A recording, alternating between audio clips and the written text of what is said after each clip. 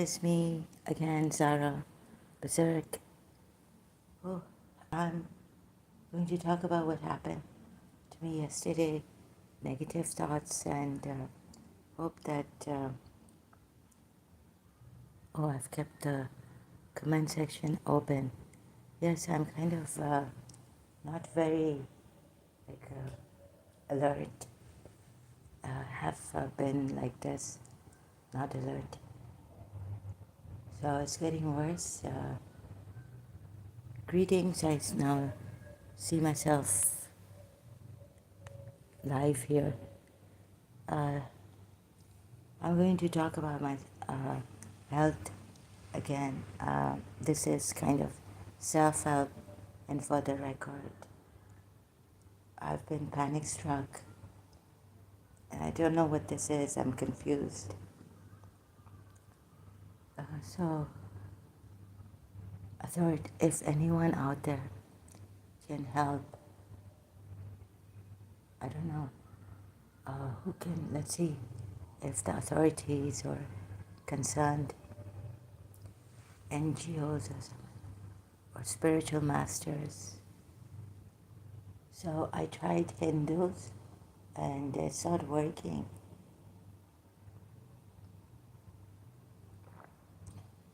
So I've just gotten up breathing problems, like they're controlling me. And again, someone keeps saying that there's a lot of black magic on her. There's a man also through me. So I cannot take this. I know that there will be people to exploit this, coming here to exploit this. And I still feel some man lolling his tongue and his voice through me. I wanted to, I wish death, but there's a force here, so need not worry. They won't let me commit suicide, kill myself. Although I want to die, I'm also ashamed. I feel really bad that I have to take financial help and all this. And then I've done things, said things against Islam, academically, like it was supposed to be. But I do get angry because I feel deceived, and sometimes I feel a lot for the people. Sometimes when they give me trouble here, I say, why do you want to help such people? But there could be someone my message could reach out to, a civilized person who uses reason and all to see this. It makes life easier, not hard.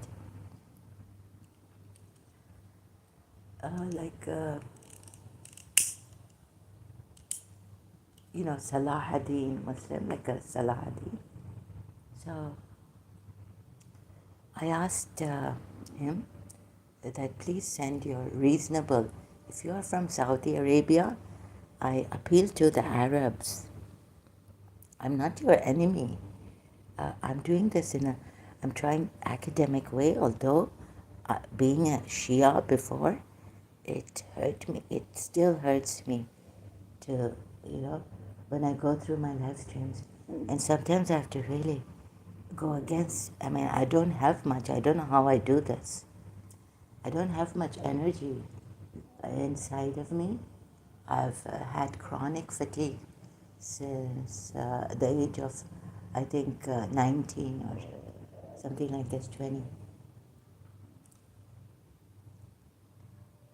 So, I don't know, in my life, there aren't many people I can trust. And since my family has been broken because the attack, my mother is a very big thing. So I also felt weak seeing her suffer and things in our house, and not getting well. So I prayed every prayer in the world that I even on when internet I got access to in Karachi, I went to World Prayers. I was searching and I found a site for like universal prayers, every kind of prayer. I prayed, and light beings. I had read a book about light beings. I put light, like I envisioned a creative visualization, learning it from Shakti Gwain, creative visualization. When I was in Karachi, uh, so I would say, put light on my house. Even through my religion called Jibrail for protection, there are many prayers. There's one particular prayer for, protection of Jibrail on our house. And yes, if the Sunnis say what prayer does that only call on Allah, then in Surah Tahrim I found a prayer. Not a prayer, but Surah Tahrim, that verse that Allah, Jibrail. So since I've been in contact with a Muslim friend, she was female, she's like, why do you people Shias, like indirectly saying it, not directly, but of course it was so clear I could get it, that why do you call on any other than Allah? You know, but not like this, like we don't call on any other. It was very calculatedly put.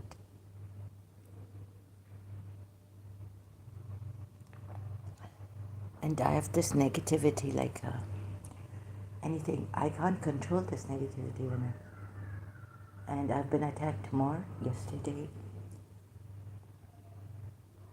I planned. I didn't know if I would stay awake for Mahashivaratri. So I think the Hindus can't help me. Something Christians, everyone in their own personal interest. That's what Jiddu Krishnamurti said, that you would go back to your religion. And when I was in my madness, I was attacked. They made me mad, and I can't stop smoking. I can't stop. Like I went into negativity. When you're inside, when your health is good, then you can leave. It's easy for you to leave. When inside there's no positive energy, then, like someone is pushing you to go to bad things. If I was a man, I'm sure they must have pushed me because there's availability here a lot of prostitutions. Well, it depends. Yeah, if I was working or something,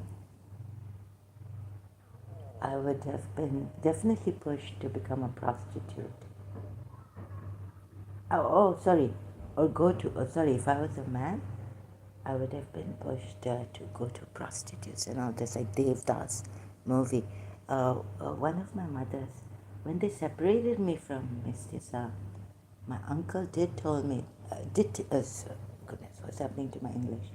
Did tell me, my grammar was not that bad, that this thing that's happened in your life, I mean, it could lead to the, pubs and all, like push you into drinking.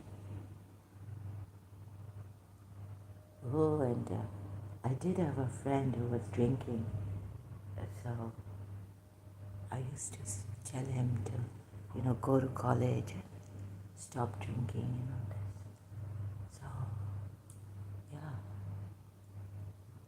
And my violation of my privacy.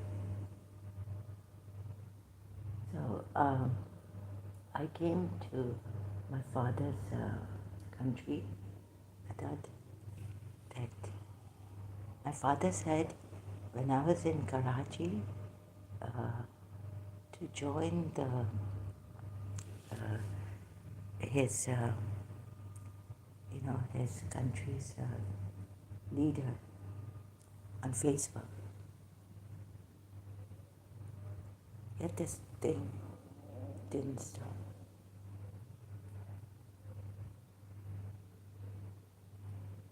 And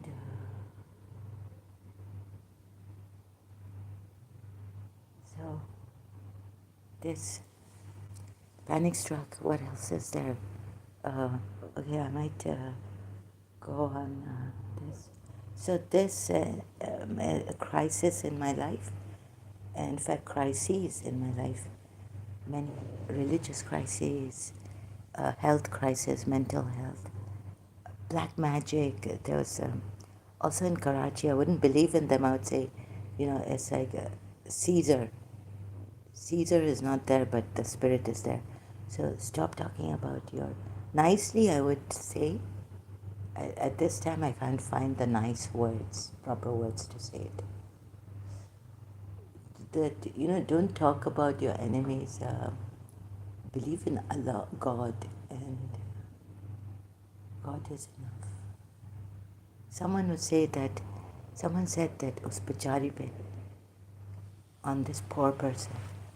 Zulm ho raha hai. Shaji, when he went to later on in 1990, again, my cousin told me.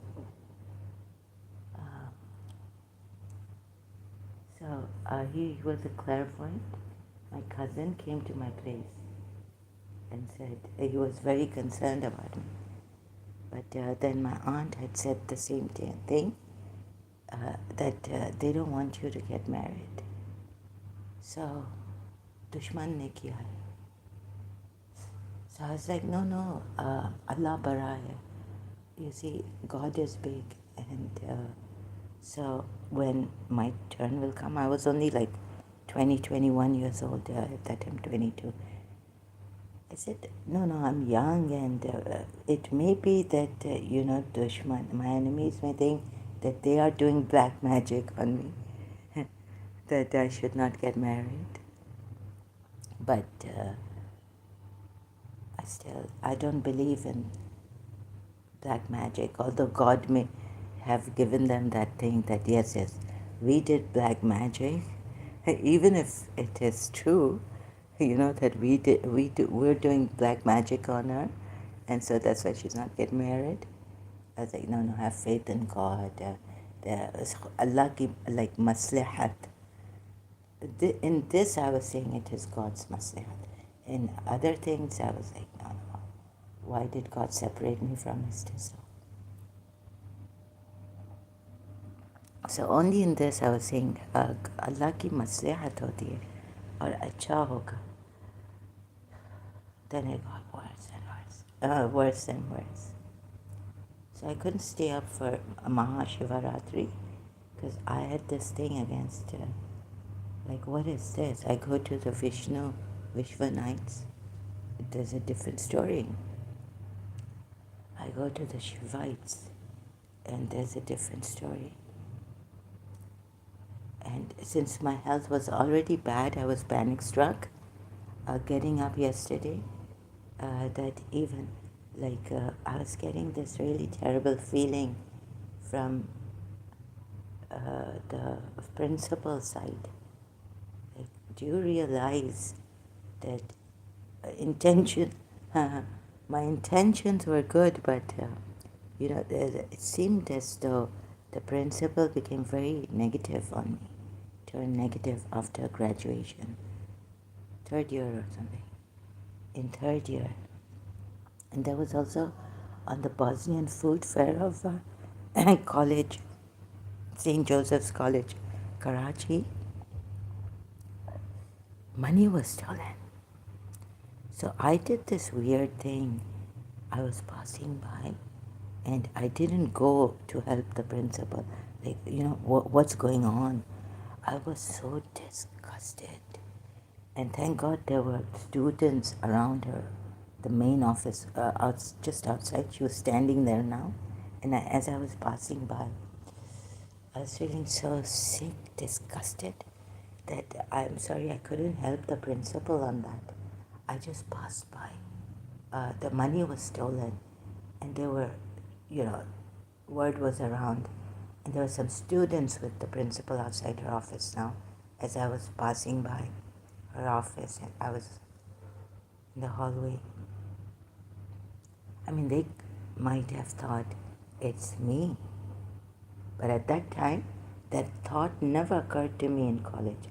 later on in retrospect. So I think I was, I used to keep my camera, T90 Canon. Uh, I had this bag from my mother's hairdressing school in London when we were living in London. So I kept it there. And my mother's name was on it, Nusrat. So I used to keep it in the principal's room.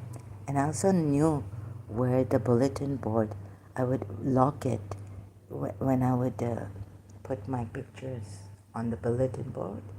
And then there was this glass, and then you could lock that. So no one could touch the pictures, I think. So I knew where the key was of that lock because I used to go into the principal's room, and sometimes if she wasn't in the room, she'd say, "Oh, go and get the key. You know where it is in my drawer." This, that, right? So who could it be? So then, thank God, we retrieved some money. I don't know a hole or what, but anyways, thank God didn't want to think. Uh, so then later on in London, a lady told me I found a clairvoyant from South America, Brazil, and she told me that things that I was like, yes. She said, no, my dear, your whole left side hurts, not half. I was telling her half, because I also, from the side head, left side, eye, short arm, and I had to even once go to Aga Khan Hospital in Karachi. When I was in third year, I thought I had cancer. I even went to my mother's doctor, to her place. My mother's relative, she's a doctor first. And then she advised that I go get it checked properly. Go to the hospital. Aga Khan, I went to Dr. Shia at that time. So I went to college and I was like, maybe this is my last. Because I wasn't going to tell the principal if it comes out positive cancer. Then I had to behave in such a way that, miss, I need a pass. So that I wouldn't make her angry. Something like I had to put it in such a tone, act that she would get, like, what kind of a person is she?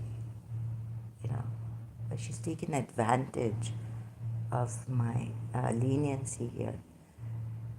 So I did it in a way that she would not get too angry at me and spoil her health, but feel also disgusted and not spoil her health. So I was trying to act. First of all, I went to college that day, and then I had to go because around like 1 o'clock or something was my appointment like this. So I could make it to college and leave before 12 o'clock and ask for a pass from my principal to leave college. And do it in such a way that she gets disgusted, but I don't care about her. Like her work is, it's her work that's important now. Just let her go. I've been so nice with her and all this. Like later on, she said, sympathies for you. Anyway, so I'm stuck on this principal thing. So they got me so obsessed with her, and there was no feeling, no positive feeling, beneficial. I'm panic struck, and I want to die. I don't want to, get financial help. Like, also this. So I woken up and I was like, oh my God, I'm alive. I thought if I don't do the Shiva Ratri night, maybe also and oh yeah, well, so this, so I don't feel the Hindu, sorry, I apologize for this. The Hindus don't harm, but I'm scared of the black magic they do and all this. If they have access to it, which they do, the very highly spiritual, knowledgeable people in this way, they can even turn it around. And so,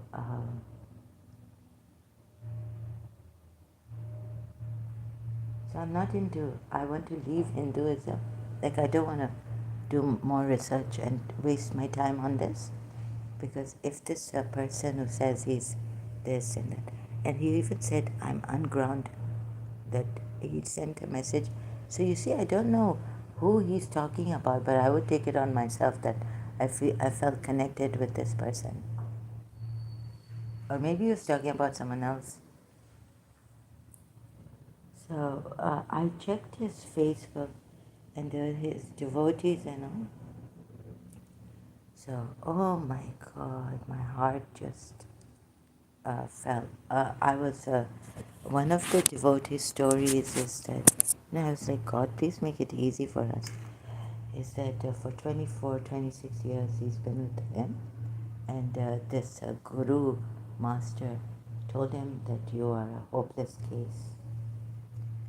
And if my master told me this, I would want to die. I would want to die, but so on Facebook I was just seeing when they're coming on Mahashivaratri. So I felt, sorry, I'll just give my personal opinion about this Hindu master. Although on one side the connection is coming, but I keep telling myself that you are ungrounded, and then it's not good for my health. I can't take it. So in the beginning also they told me, when the disciple of Fatima Zahra and all this, that don't blame yourself because I have no strength left. So any friend coming and taunting me that you put say this, I got out of this. People, I don't know what they are. I'm sorry. I think they are fatalistic. On one hand, there are some terrible people. They don't care about others, although they seem like caring about others. Sorry, I don't want to come to any conclusions, but I felt some of them undermined my sickness, mental, and attack. Honey, fight them. This. I also have someone in Canada, and so he's gotten a spiritual, and I was like, don't trust him. This, please be careful. She said, honey, I know how to be careful, take care of her, but you take care. And she's giving me her advice and all this. Someone is here, so let me just put my glasses on and attend to them. Oh, Call Toffer is here. Call Toffer, thank you. God bless you, sister. He says, the sound is not as good as normally. Yeah. Oh, no, because I think now is it better? I'm talking, yeah, my voice is not good. I'm inconfident, panic struck, right? So, yeah, I can't bend, so I have to, good. Oh, yeah, when I take this mic off this phone, but then if I move the phone, it makes a sound. Bless you too. God bless you too, Coltoffer. Thank you for being here. How are you today? Don't cry for me. Um, so please don't worry about me, Coltoffer, as you are a very sensitive, empathetic person. Uh, and you said you feel my pain and all this. So call tougher. I just don't know. If I go, leave you, don't cry for me, right? Don't worry. I feel the end has come. I want to die. Otherwise, this is more torture. So I would need euthanasia. Someone to give me euthanasia. It's very painful. Awfully painful and pressure. I've been trying to, the raw protection, eye protection. Also that there's a watching feeling all the time sometimes. Sometimes I just cannot take it anymore. And the men's sound. And did you, so, and the world condition is also terrible.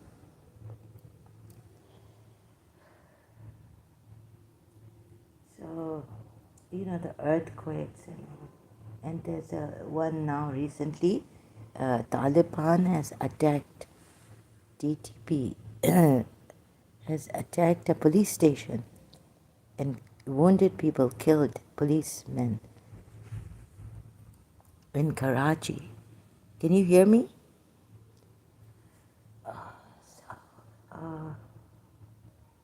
Call Toffer.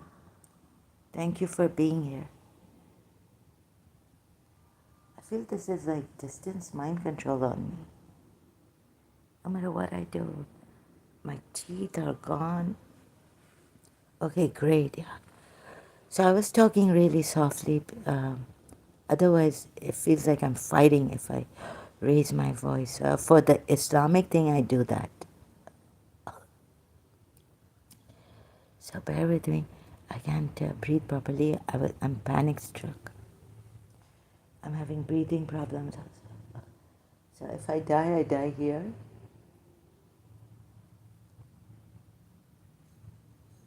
So I died that the world knows I died. What the world would care for that, right? I died. World is in their business and all this, busy with themselves. Very few people care. So Anita Morjani, I'm much grateful to for helping the empaths, giving them strength. Initially, I couldn't talk. I was very shy. I don't like my voice coming out. But I had to do this. I'm grateful to the Hindu gurus who helped me. Initially, Sri Ravi Shankarji, I felt, helped me. Then, I don't know, Sadhguru Aisha Foundation.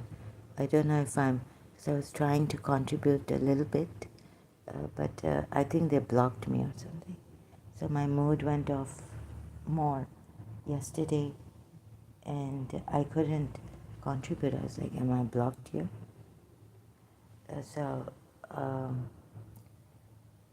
This, because I said some things long time ago under his Sadhguru YouTube channel video.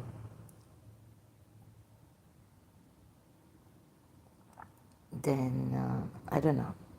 Anyways, so I feel godless. Another thing is that spirituality. So, but I experience. My aunt did tell me that negativity works more quicker than positive spirituality. Because she gave me an example that destroying something is easier than making something, building something, and destroying a building is easier than making it. So this, how are you, called offer? Now, so I don't know what to do about this. How are you? You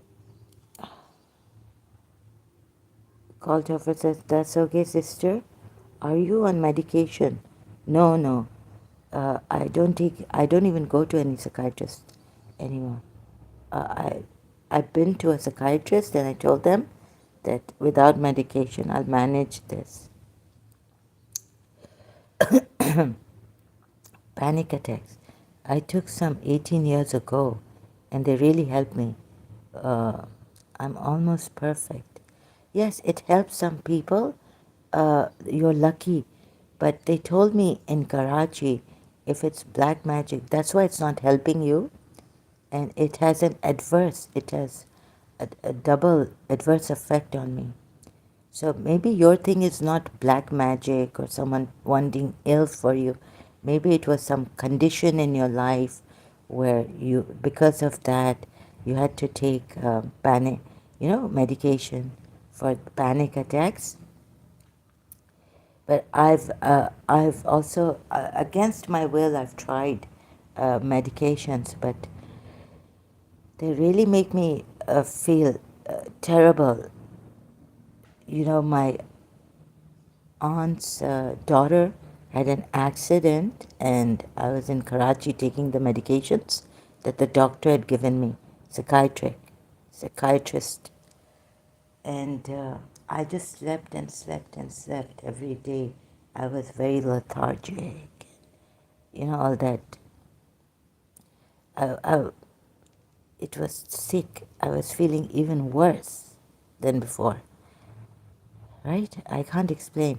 Like, these sedatives, and oh, I have to be careful. Yes, it was a year after my mom passed away. Yes.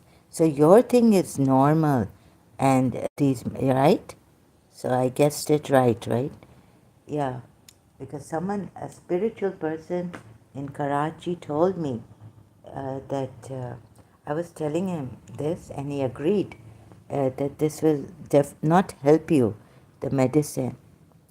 Even like if you are, let's say, suicide prone, black magic does this. And he was saying, like, your whole being is breaking. Do you feel like, yeah, like I have, I'm fragmented, breaking, I'll collapse and all this. So they were saying if it's black magic, then these medications will not help psychiatric, or these sedatives will not help. So my case is different, Goldhofer. And I feel even worse taking these chemicalized. So what I do is I take herbal medicine. But just recently, I couldn't take it since yesterday. I think, again, uh, like, what triggered such a panic attack? And very disturbing, like I keep repeating, and then it keeps repeating in my mind, and then there's someone watching my thoughts. Like, it's terrible for me, even though if there's no one watching my thoughts, I feel like there's no privacy, like they've studied my thoughts, they're studying my thoughts. And this is to give your soul to someone, or your mind. It is not healthy.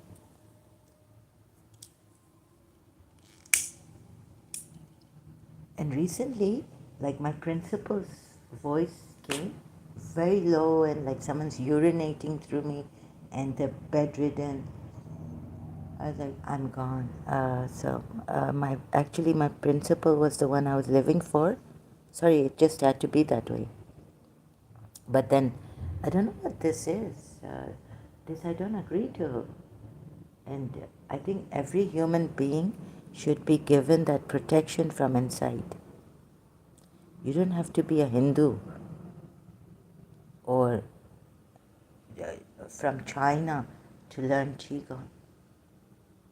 If a person is in need of help, if God is there, they should have something inside. I felt like I was dying, and after it was over, I had absolutely no energy. Yeah, Goldhofer, that's the grieving. You must be very attached to your mother. I felt like I was dying. But Oh, yeah, that feeling of dying, but you don't die. You want to die, right? But you don't die. Like you would want to die with your mother, right? I mean, for me, it would be like this if I was attached. Correct? Yes. Oh, it's a sick, hellish feeling. And it was over when it was over. So you had a nervous breakdown. Grieving time. Absolutely no energy. So did you have family supportive, like they understood your grief? If you have that, and if you can understand that it's okay to grieve for your mother. You know, my teacher, Miss Desa, she was Catholic. She kept mourning for her mother for one whole year. And she would wear dark clothes. I remember 1980 when I was in Karachi American School. So, like, or were you not giving yourself the chance to grieve because maybe you said, oh, I have to go to work or something. You should give yourself a chance to grieve. It's okay. It's okay. But, you know, I even tried to, sorry, you know, I tried to say that if life is so unpredictable, I like sports and all this, but if I have chronic fatigue, I started to have chronic fatigue, and I thought, oh, thank God Shakti Goen's book came in my hand. And I was also missing my teacher. If I played sports, she was always on my mind, and it would hurt me deeply inside. No one could see it outside. Oh, my whole community was supporting me. Oh, okay, then that's really great. Yes, yes, so, you know,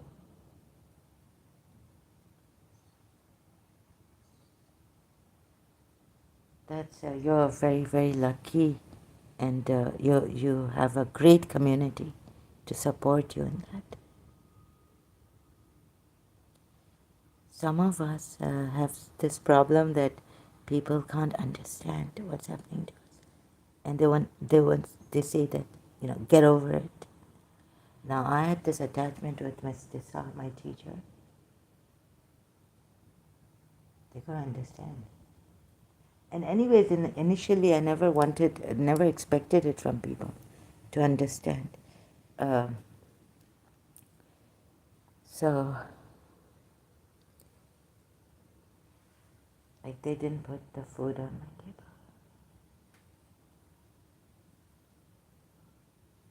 So yeah, each case is different. You see, my case is different, called offer. I'm so sorry that your mother had to go 18 years ago. Uh,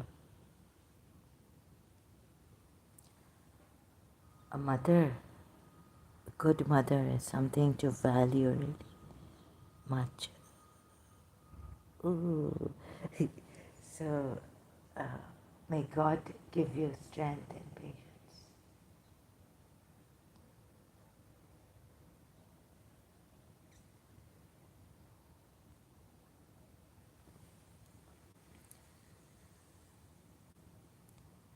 I also lost a mother, very sweet. But what the world had done to her, we couldn't bring out the best in her. So a life wasted terribly. You have no idea what we went through in Karachi. And if we tell someone, if we, like, people are really weird, they would tell me not to come out and say this. Of course, because others may exploit it, right? So I had to take this risk of coming out with my case here on Facebook first, now on YouTube. And if, like, we seek for help, they say no, no. If we don't and we are quiet inside, they say, oh, why are they quiet? sister, she was a diabetic and was blind for 20 years. Oh, I see. Blind for 20 years. So, when my mother left, I was like, thank God now. She was suffering a lot. So this. But I wonder why some people don't get a good life here. So isn't there any alternative when she was 18 years ago? I don't know. Did you search? You must have searched, right? Outside of the medical science thing for her to get well. Find an alternative way. That's why you have the inherited diabetes.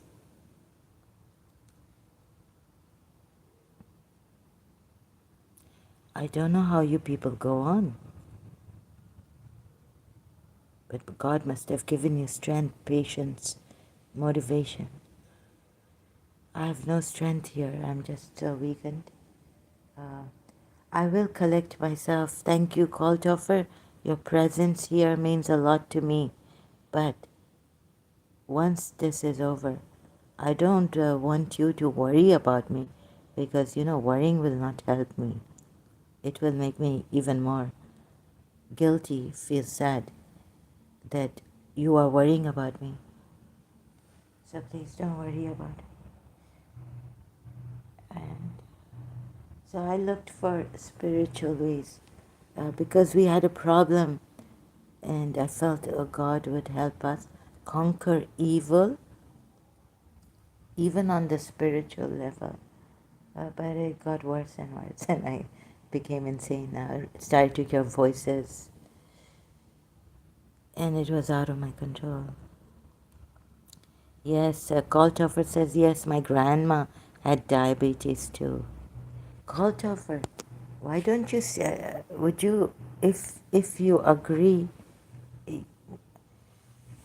yes, so both my grandmothers had diabetes, and it was terrible. For one of my grandmothers, she lost her eyesight for many years also, and she started to talk and talk. So my aunt, her daughter, she was taking care of, only one daughter could take care of her. And I was like, how do you do it? Because, she's like, if, like my grandmother was talking all the time, she wouldn't stop talking. And there was no medicine even to help her.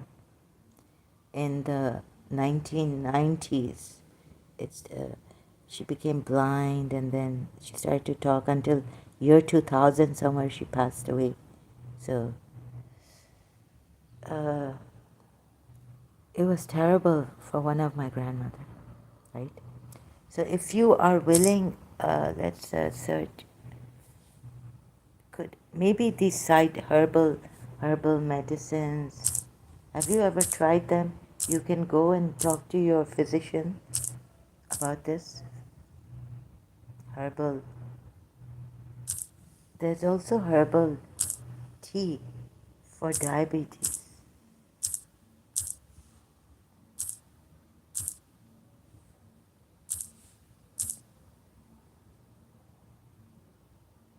Ayurvedic is their best herbal sugar remedy.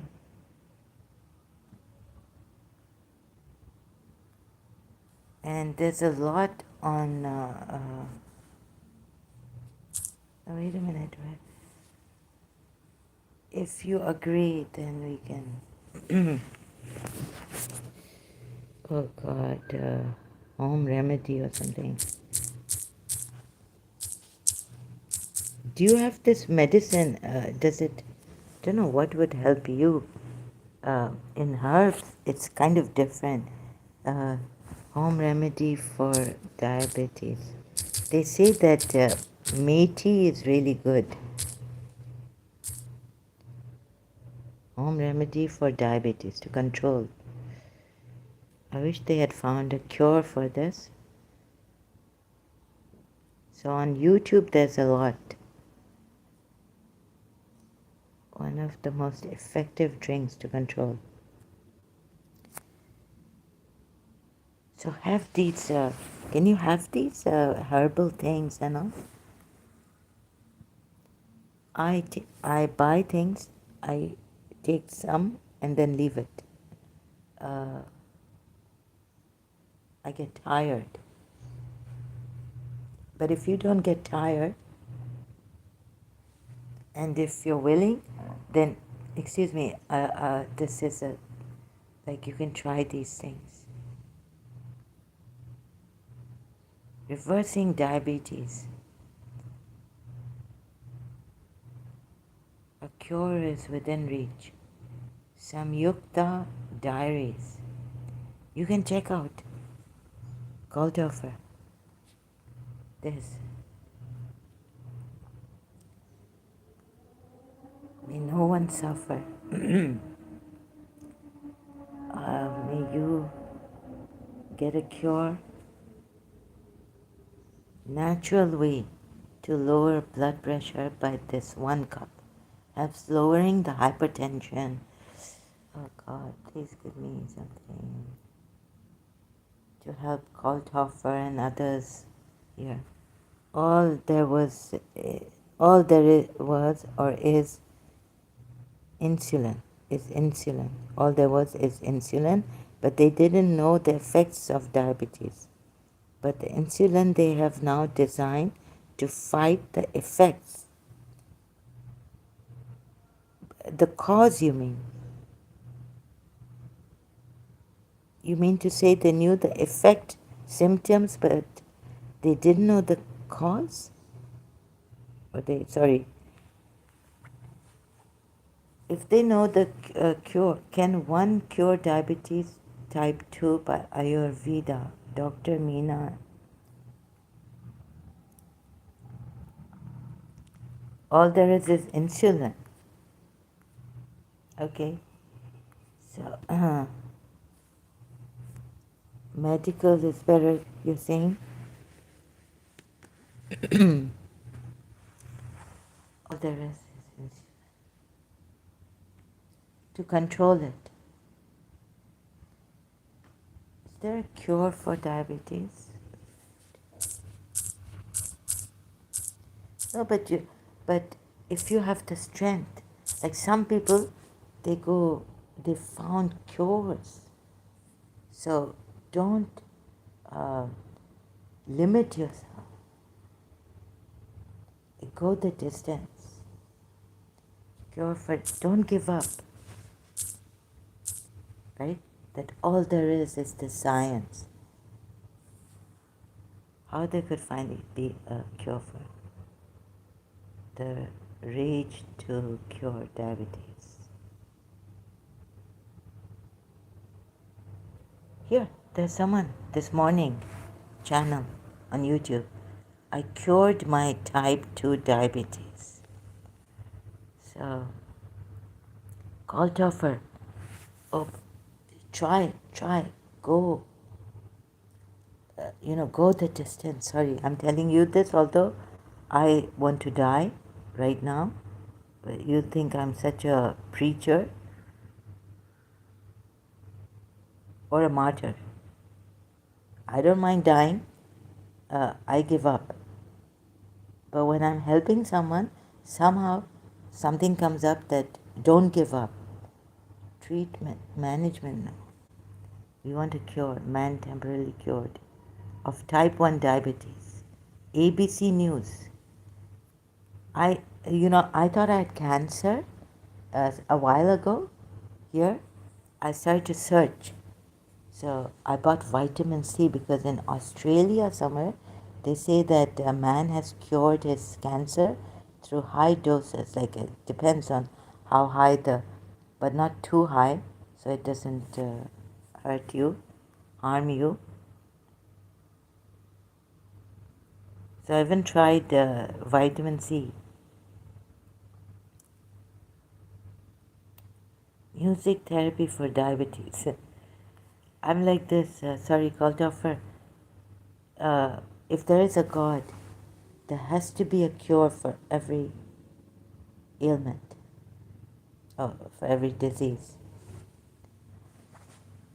God, so this is my problem. I never give up hope. Sometimes, no, I do. But then when I get this strength, no, God, I fight with God and all this. So, I don't know how, I don't understand myself.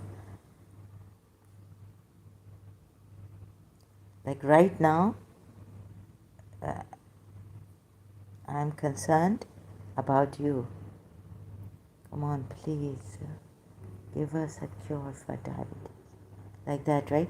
So this is how I was concerned about my mother's health and mine and all that. But anyways, I will go low. A potential cure for diabetes. Ending the disease of the century. Interesting engineering. Maybe I'm giving you, false hope. God knows. Sometimes I get angry when someone else is giving me false hope. I guess I just have to accept also that there are, and there are success stories, and I don't have a success story. I don't have a success story.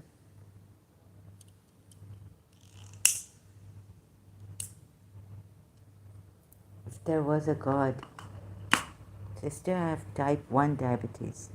I control it mostly with diet, yes, and a bit of insulin. My last HNIC test was 5.8, which is perfect. You have type 1. Perfect meaning? It is good? Perfect.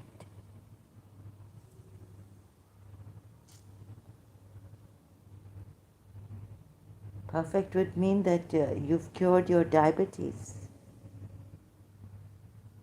Or you're on the borderline of diabetes. But you don't have it.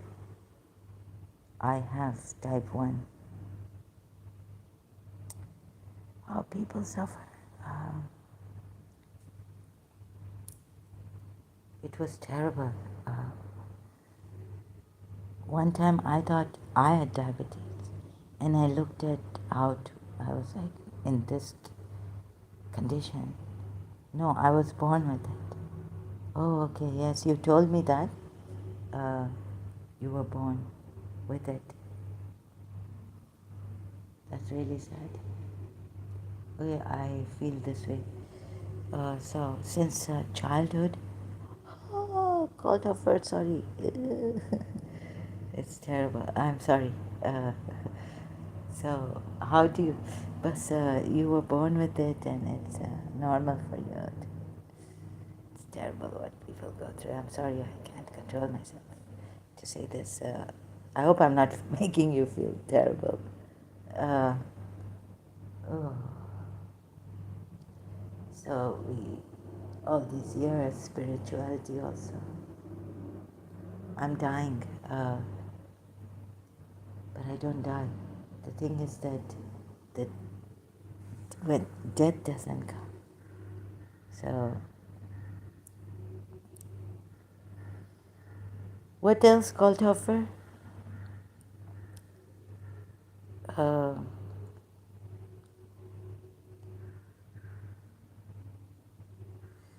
what shall I do? I have a lot of pressure, like this bad habit since year 2000 that someone is watching me and is with me.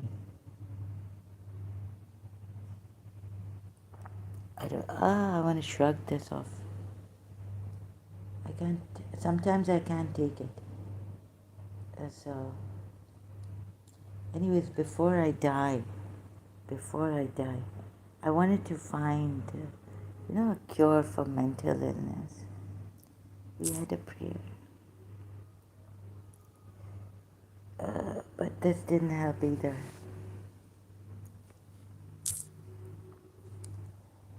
So,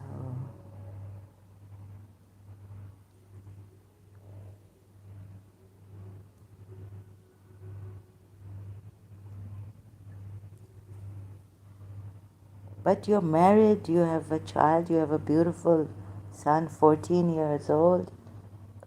That's so great, mashallah.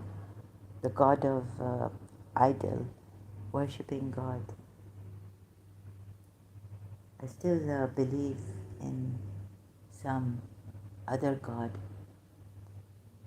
Is there some divine God who will help reach out? I live a very normal life with diabetes. Yes.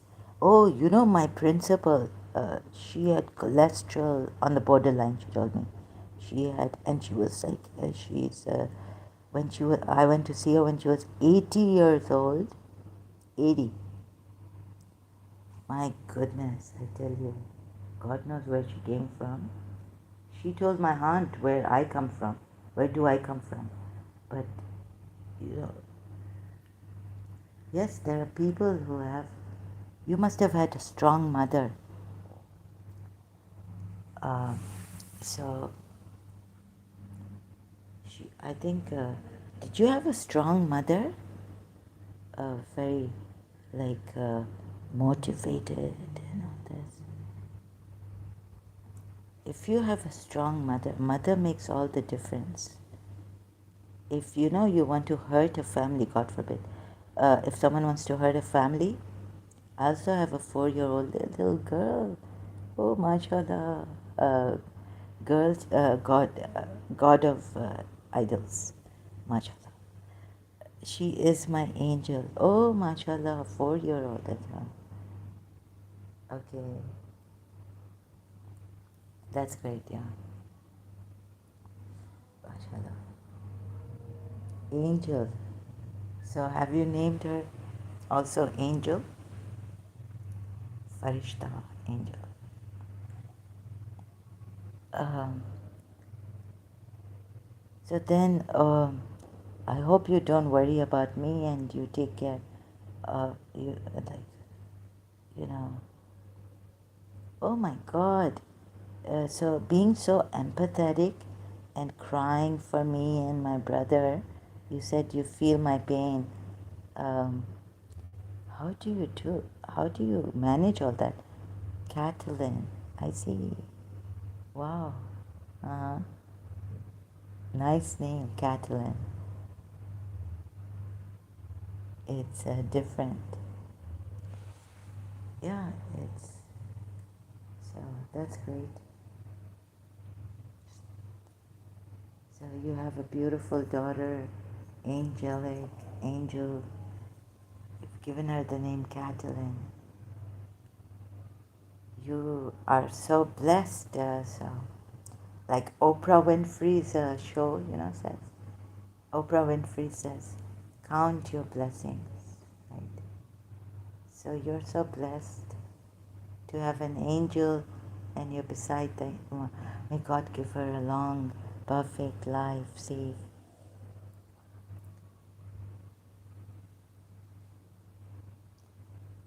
Thank you for sharing her name with me here.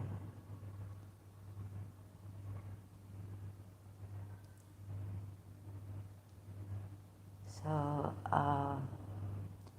I'm just, life has been so unpredictable and fragile. Yes, sister, God has blessed me kindly. Yes, that's really good. Yes, I can see this. So, but I'm so unblessed. I lost everything and I was different in my life. I don't know why. Getting attached to teachers. And whoever I wanted was either taken away from me or they changed on me.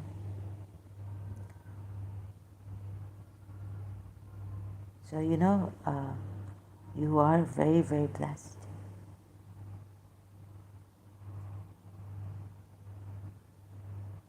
Uh,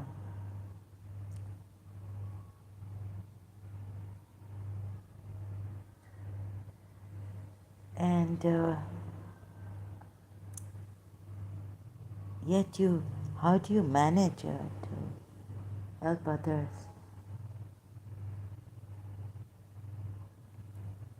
Goodness, and feel for others. Is there a way you can not get too involved with others' pain? Soul, what does that? Here, this in this book, there's Sanaya Roman. She can. Are you in spirituality? Maybe like, oh, you're a Christian, so Jesus helps you in that. Sanaya Roman. I had to dig deeper. Soul something book. Soul Love. This one I bought when I was in London. Soul Love. Oops. This left side, on the left side, 1997, it says Soul Awakening. Sanaya Roman or Roman. Soul Love teaches you how to open your heart in order to feel more love, self-love, and love for others. Balanced way. In a balanced way, you will learn to use love, the most powerful energy in the universe, to lift, purify, expand, harmonize, balance, transform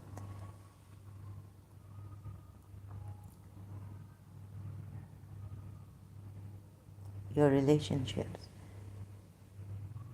through a soul connection. You see this, look at this, these foreigners, huh? She has this Oren's soul love. Oren is with her, a spiritual being. Amazing how they've, we say jinns and stay away. And then the Christians, they say, no, don't go to any clairvoyant or don't use anything. The Holy Spirit is enough for us. Sister, the secret is positive thinking at all times. That's your secret? Well, I don't have, when I see life that it is temporary and fragile, positive, yeah, some people can bring themselves up to, think very positive, they are very optimistic. But what about those people who are pessimistic about life, or something has happened in their life and they can't pull themselves up? Like, pick yourself up. So, spirit teacher, gentle. Sanaya Roman by Oren, a wise and gentle spirit teacher given to Sanaya Roman. I mean, I choose to call her Roman. I don't know why. Sanaya Roman. I wonder if I have positive thinking, PMT, they say positive mental thinking, right? But what would you say, how would you positively think if, let's say like, oh yes, there was this one, in the case of being raped, like Mukhtar Mai.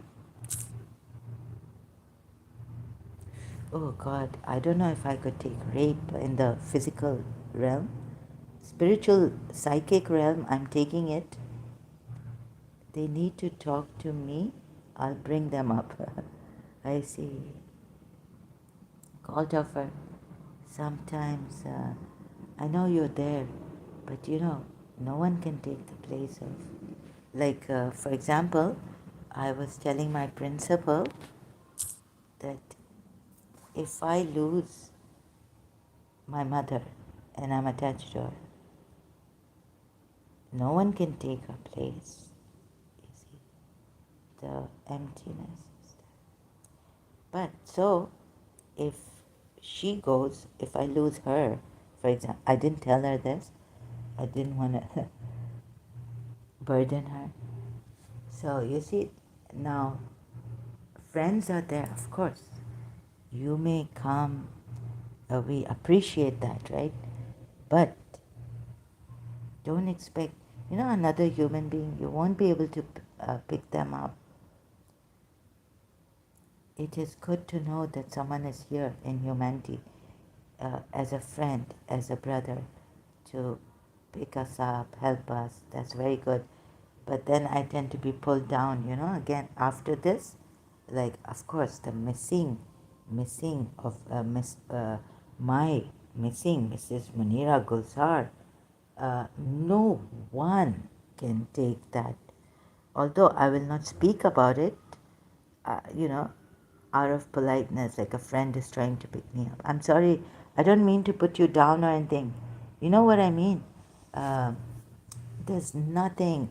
I can go to the beach, if I can afford to go to Burjul, the tallest building in the world, or thing. How long, right?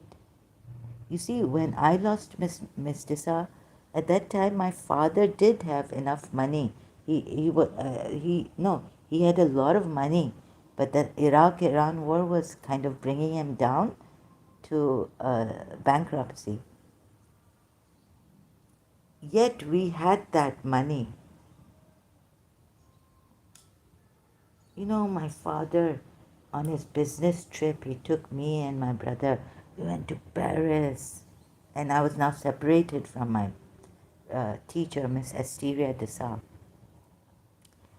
And he said, looking, we went to Gothenburg, and I was feeling so depressed. Let's go back to London. Back to London. When will we go back to London? It was his business trip. He took us, yet, and Gothenburg, and you see, we've gone to, Gothenburg, and then where's that place? Greenery. And my father saying, oh, God has given them all the greenery in the world. And such scenes like waterfalls and good people you can trust. My brother and I would just go to this, alone. No one would touch us or deceive us or exploit us in taxis also, charging too much or something. But you see, called Toffer, I'm really sorry. You see, some people, they just you can't heal them. Their healing lies in the person. This is what I was telling Karachi American School, psychiatrist. That you're saying separate them is the solution to the problem. The solution to the problem is not separate us, my teacher and I. The solution is the third person should not come, and we should work it out ourselves together, my teacher and I.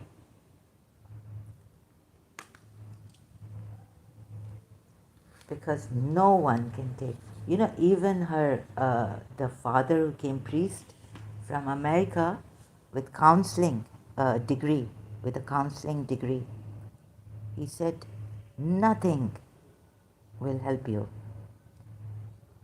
I advise you to meet your teacher. I know her. I see her in the catechumenic. He was also Goan, but he was in America. He had just come. And from St. Michael's School, I got his reference. So I went there. And he said he knows Miss Disa, my teacher, whom I was separated. The Karachi American School separated me. Then later on in 1989, thank God for this counselor, Father Augustine. He said, no. I see. First he said this, that. Then he finally accepted that it's true love for the teacher. So I said, Father, doesn't matter, because you see, we are different personalities. I realized so many years separation. Now it was 1989 and we got separated in 1984, mid. So Father Augustine told me that you will not get over her, even after 10 years. So I advise you to see her, and then you also see me. We will keep this like, you don't go overboard. Yes, this is the same in marriage. Sit down and talk it out. Yes, and even between friends. Like if there's something about a friend you don't like, you go and you talk to them instead of talking to another friend about it. Or involving psychiatrists. You can involve a counselor in marriage, like in the Christians, when it gets too much, maybe, I don't know. You can involve a counselor, your priest.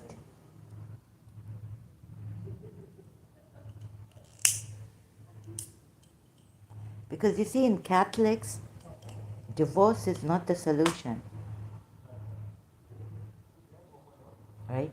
So that's, anyhow, so the thing is that no one can take their place. And no one can stop me, nothing can stop me from missing and being miserable when I miss the principal. You can give me money,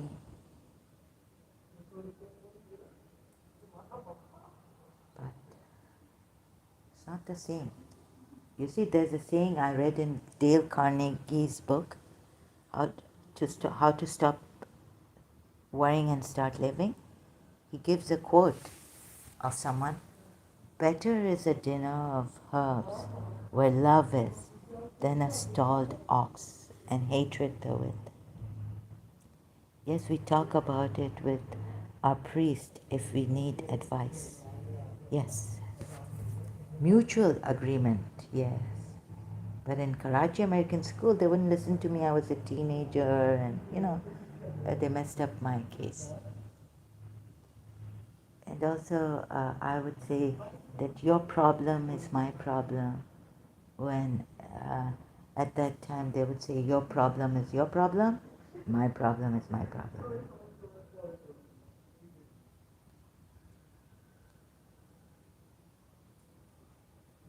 So that, and I tried. Anyways, so yes, it's not that we don't value our friends who try to pick us up and help us, right? In humanity and compassion, understanding hearts and all that. But no one, positive thinking can go only so far. You see, if love, sorry, I'm quite like this Khalil Gibran. Love can crucify you, and love can crown you on love.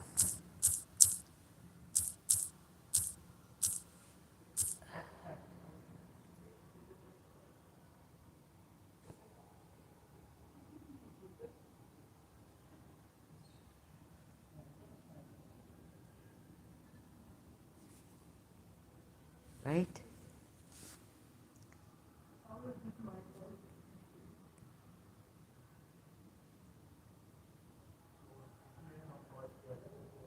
Then said Almitra, speak to us. So we're like weird people, we are after love and no thinking, positive thinking. You can tell, my father would say something like this: don't cry over spilled milk. And, if you are in like big countries, cities, you can't afford this. And if you're poor, like the one Catholic friend told me, we can't afford you. They called me spoiled brat. Spoiled. Because you see, they were saying that we can't afford this. Dying for Mrs. Munira Guzar, missing Miss Dissa, being in hell. And I can't work, I can't do this, I can't be her. I can't. I can't. And so my therapist would say, don't say I can't. because it's not you who can't. You can, but you don't want to. So say you don't want to. So she tried to put that in me. Don't say I can't do this. Say I don't want to do it. But it's such a disability. It puts you, right? So, and he raised his head and looked upon the people. Excuse me. And there fell a stillness upon them. And with a great voice he said, when love beckons to you, follow him. Though his ways are hard and steep, and when his wings enfold you, yield to him, though the sword hidden among his pinions may wound you. So, and when he speaks to you, believe in him, though his voice may shatter your dreams, as the north wind lays waste the garden.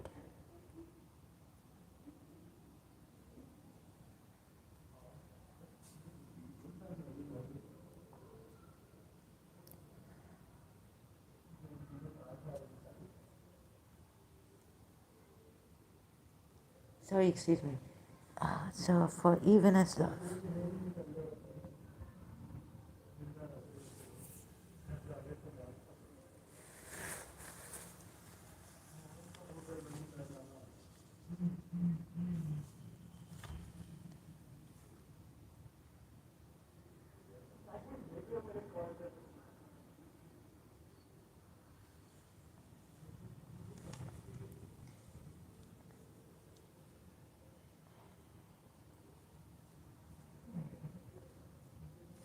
Sorry, I cannot read this.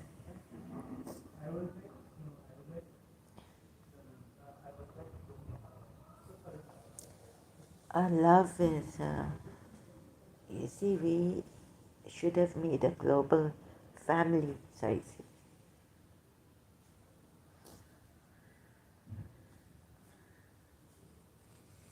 And, but everyone is such in such a, for greater things like Mother Teresa said. Sister, I will give you an example of positive thinking. Look at what happened in Karachi. I can eat into myself of how evil it is, or I can look at it as Islam showing the world its true colors. Yeah, but that's what I'm also doing, right? I don't stop, right? Now, when I'm finished with my thing, I will be doing against Islam showing, but the lives we have lost, the grieving. Have you seen this picture of a grieving family? Uh, right now, they're grieving, right? Terrorist attack. Uh, if I have the heart to see this again.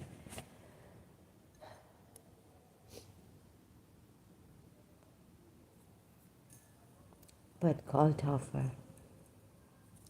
Can you tell these people not to grieve for the loved ones they've lost?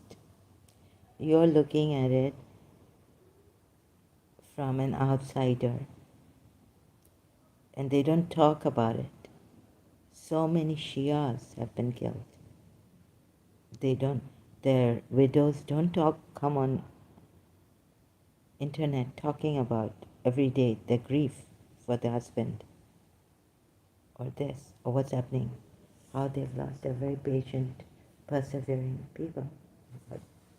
So some of them have been given the strength. I'm weak. So terrorist attack on a police station. Oh.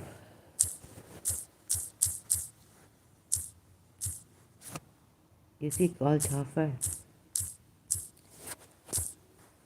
you may be saying that Islam is the thing, right? Where's the picture? I saw it here, searching. You don't see the grief they've been feeling. Sister, I've seen grief, and they should grieve for the loss of their loved ones. Yes. And positive, as for positive, do you think I'm not doing this on Islam? I have I not been going on? In fact, there's been so many obstacles that don't say anything against Shias or Shia Islam because there's a danger, right? And very few have helped me on that. I mean, I want to, you don't understand. Some people don't understand. I want that this religion, even Shia Islam, is wrong in how they've been deceived. So they won't, they deny, they deny. They are in denial or something. And I had to get angry and say, you are liars, you know, like that to bring them out of this. Or maybe we're already shocked. So I'm also doing this, right? I'm doing a positive thing, although I can hardly cook. Sometimes I have to order food that I can't afford all the time. I got, okay, my country has given me some free supermarket, some of it. I can't even walk to that supermarket sometimes. So, you know, if I buy certain things, then I can afford to call for food. It's quite expensive here.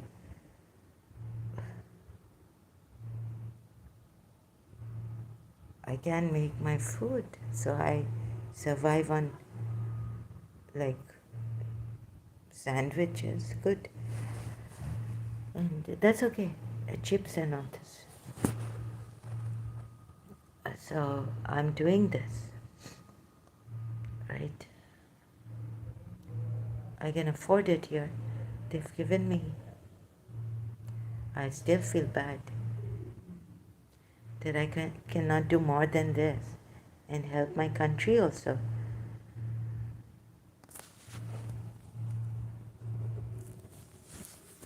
So what is there? Yes, so call to offer. Uh, Grieving is there, and the pain sometimes. I mean, I have been feeling a lot of unbearable pain. I don't know. You see, my one of my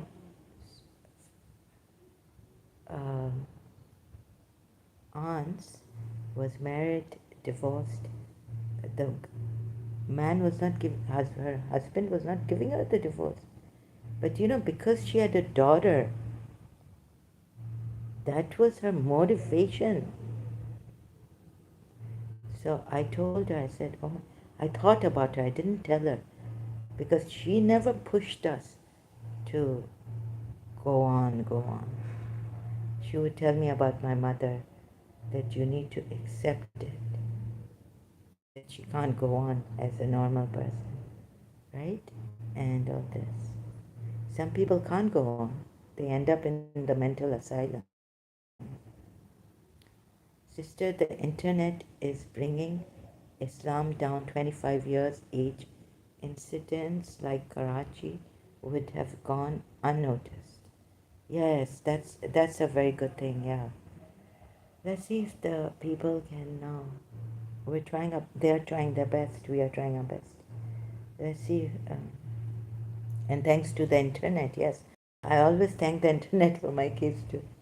People must be bored, sick and tired of me complaining about my health and reporting it.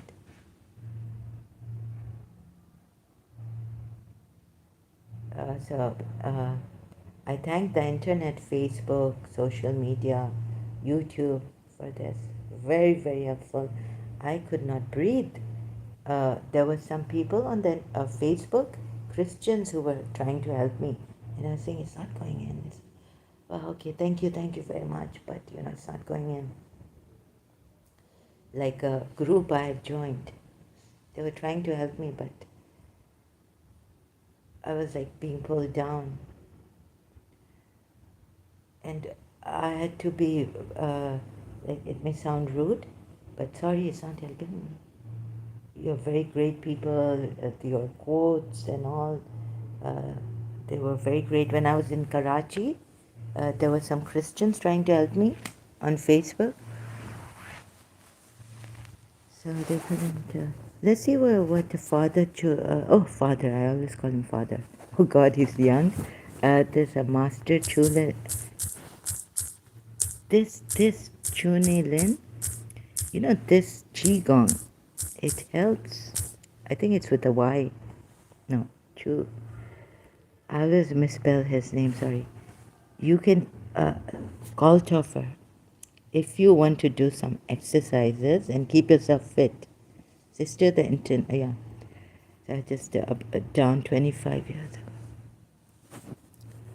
You see this master chunilin, it helps, but then for I was like down. I wanted to go down on my knees, but I couldn't. In this, I was enjoying this little bit of good feeling inside of me and strength. Like, oh my God, how much they have broken me, fragmented my every nerve. Sister, now ordinary people like you and me can now check out what's going on. I was in Karachi, yes, but I've lived in Karachi all my life, most of my life, right? So I know from childhood what's been going on in Karachi and the killing of the Shias and all this. So check this out. This is this master Chunilen. Very good, excellent. His thing works like anything. And for your diabetes also, he might be able to help you. So yes, this Taliban have claimed this time. Peshawar school, how they burnt and killed.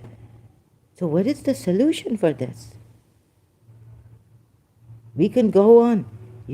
When social media also started, okay, Asia Bibi was helped. Still they are going on. This is not doing. Look, I just want to die already with my case, a condition. So call Toffer, Master Chune Len. I have been doing mantras and Shiva. Master Chune Len went right, his exercise inside of me for a little while. I couldn't breathe properly because as I was doing his exercises, it was suffocating me. I couldn't breathe, do his exercises properly. But still, that little bit of spark, I was like, Master Chunalin, that little peace that came to this maddening body, restless, broken. I was like, how am I going to fix this body? So much damage done.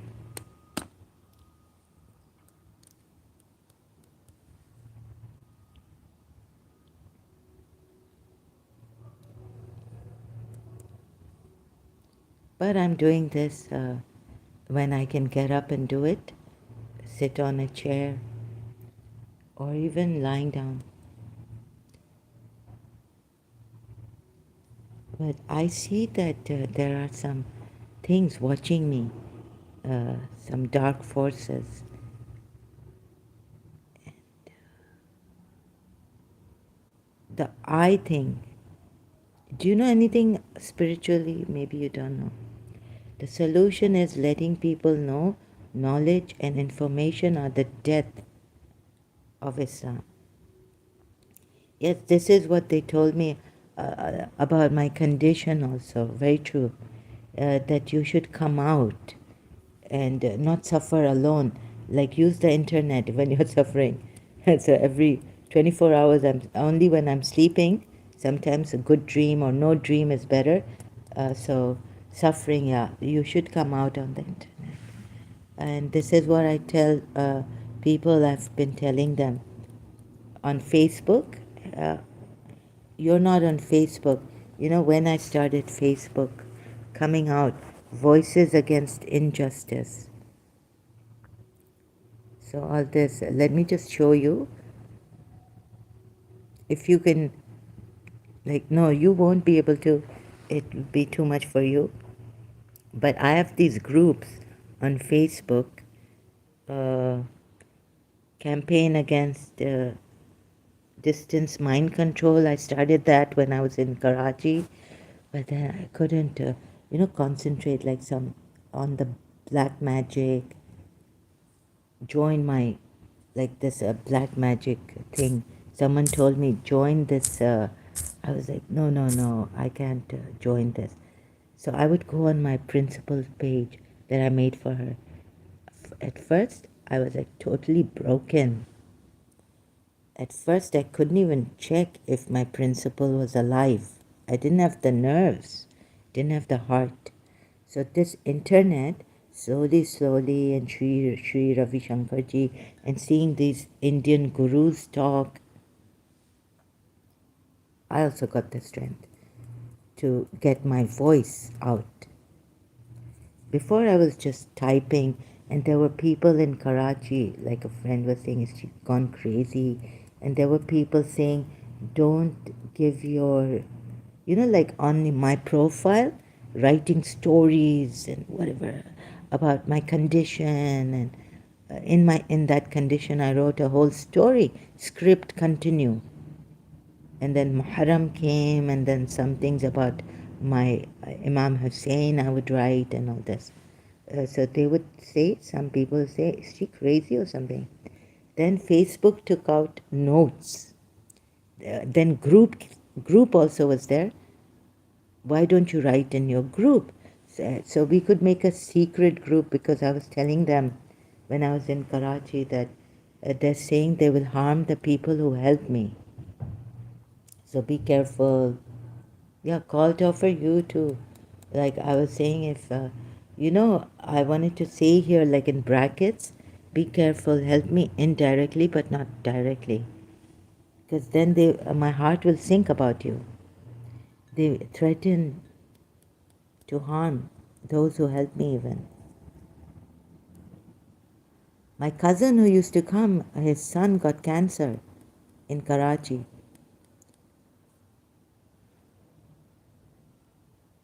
They told me, anyone who comes to help you, so you cannot imagine what was my situation inside. And yet there was this thing. It was terrible. I was put in a restless to say or not to say. But I couldn't help saying it. So we'll kill this person and we'll harm this person. So I used internet. So please be careful. Don't use your real name. Don't give me your daughter's name even here. But now that you have, please be careful. Okay. Oh God. Have you seen my previous live streams or videos where I've warned people not to help me in a direct manner?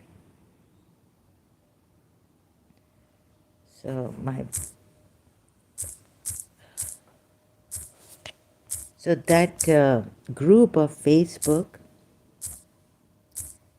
I left my own group.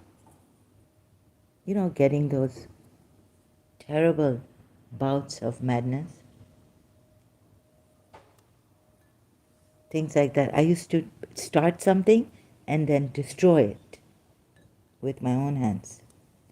So they would give me this Zahara against Zahara, or remember that in the Quran ayat, my battle against black magic. Let me show you. I'm trying to show you also at the same time. I can't do multitask. My battle against black magic, distance mind control, cases, black magic. Also for a family inheritance. And look at this, you can't do anything in Karachi. When these things are going on, there's no stability in Karachi. You're losing people like toys. So there was no stupid. So change of reform in the family inheritance cases, work, mediation, bringing mediation in rather than litigation and court cases. In family cases, like court system, to make that redundant, and lawyers should practice mediation, not meditation, in family cases, not criminal cases, but at least family cases. Facebook. You will see many, I've made many pages. Can't find mine. I think I'm like a shadow on Facebook. And so, no, I can't find my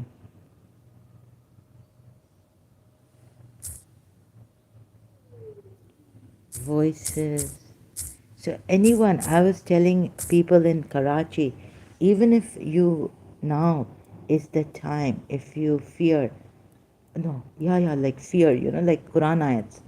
If you fear a friend has betrayed you, quickly, like we forgive and we let go and all this. No, come out with it. This was my condition that I had to say, now come out with it.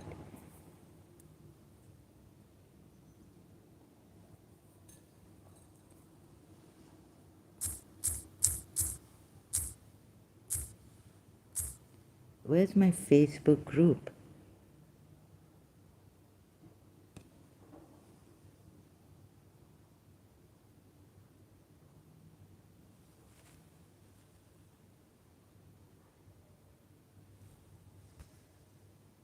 This is someone else's. This is my Facebook. Voices Against Injustice. Where's my... I hardly have any followers. So this and this is also shadowy. I don't think I'm quite... I don't have many followers.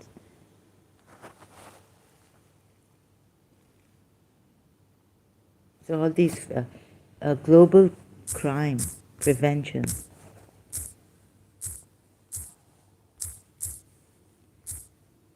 You see, if we don't say something, people will say, why did you keep quiet? If we say something, they say, and I couldn't control what I need to say because I was so under so much attack and traumatized that as names were coming out, I was giving out names. Thinking, I couldn't control myself. Like, that movie, have you seen Spellbound? And all, I couldn't control myself. So this is not an organization, but it is an aspiration for this global crime control, prevention. Again, I don't see my Facebook group here, so I'm like a shadow. I hardly have any followers. Things like that. They wanted me to suffer in isolation. I'm much grateful to Facebook. At least I could then post, go live stream. Before I came live stream here on YouTube, I think you needed 1,000 followers or something for something. But somehow, thanks to the subscribers here, they're not 1,000, but I don't know how I could now manage to come live stream here on Facebook. So, this.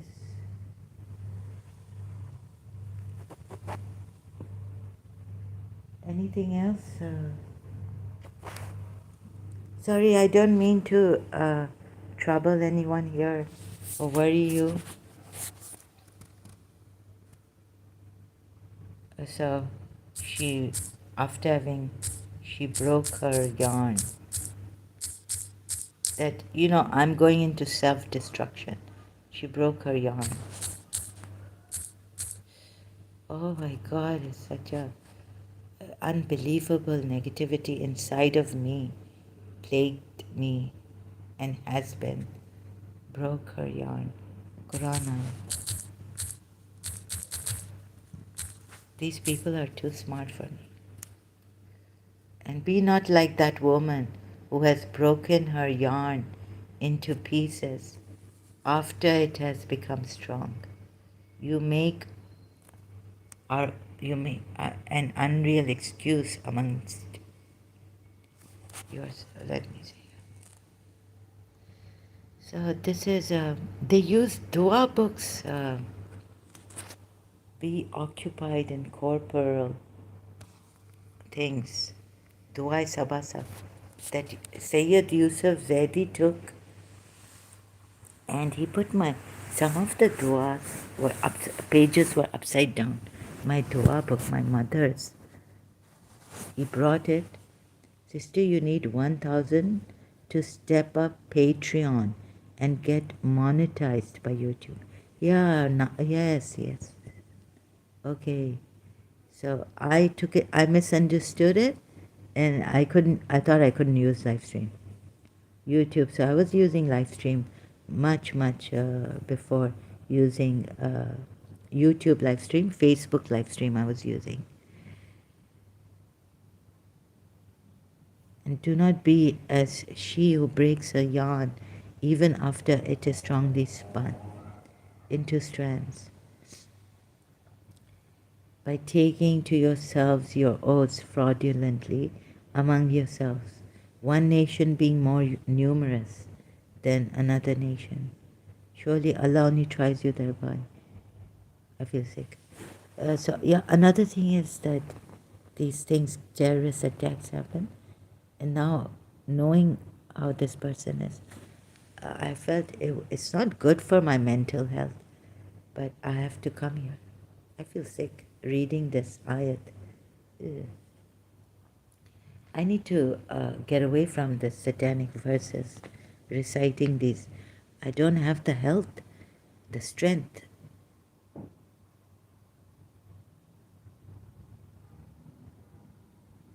No, please make it evident now. Allah only and indeed He will definitely make evident to you upon the day of resurrection that wherein you used to differ. No, we used to differ. Please make it evident now, right? Bring God now. We want to see Him. We want to stand in front of Him. Why at the end of, on Judgment Day?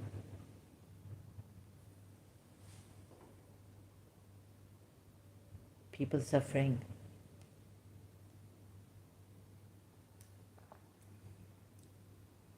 Where we differed.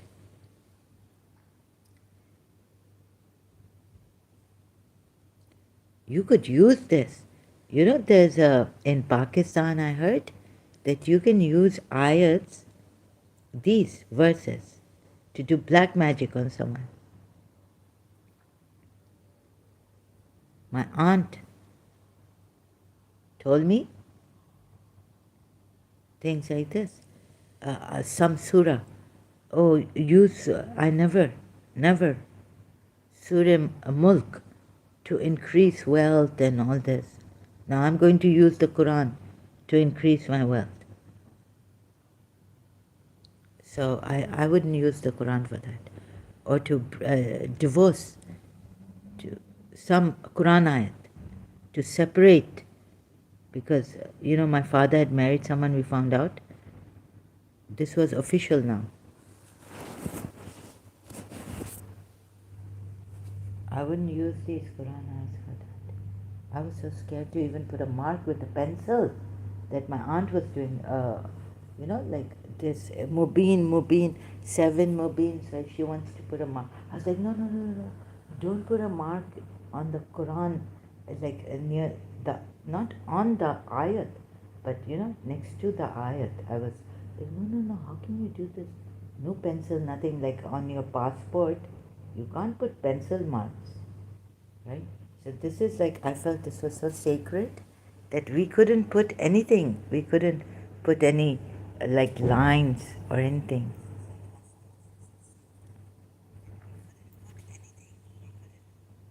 What's coming in? Oh, I just put my volume on here on the other tab where I can see the live chat.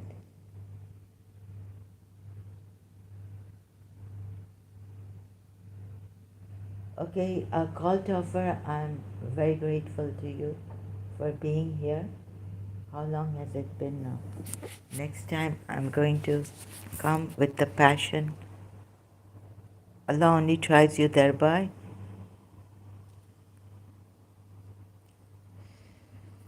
And indeed, He will definitely make evident to you upon the day of. Make it evident now, please. People are suffering, and we want some spiritual power. We need to know that people who need God, like Anne Nesby said, it's a song by Anne Nesby. Call on Him when you need God. Maybe I've done something He can't stop punishing me for, and He doesn't come. Anne Nesby, Lord, how I need you. So prayer is good, they say. How many prayers have gone unanswered of my mother, a late mother who has passed away, for me and her children, and my aunt, my beloved aunt who passed away, for me. So how many prayers unanswered? So when is God's spirituality? Power, the all-powerful God. When is His power going to work? To destroy evil in the world and stop harassing people. It was a big thing called to offer. I was in this distance mind control in Karachi.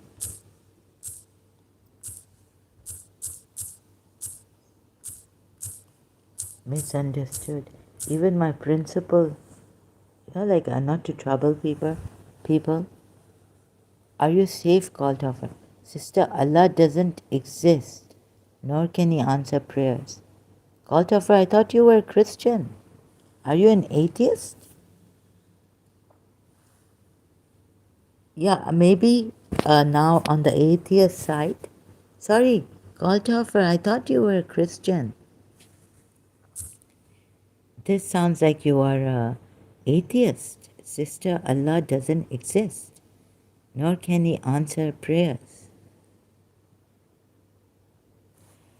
This the atheists would tell us. I think they're more intelligent.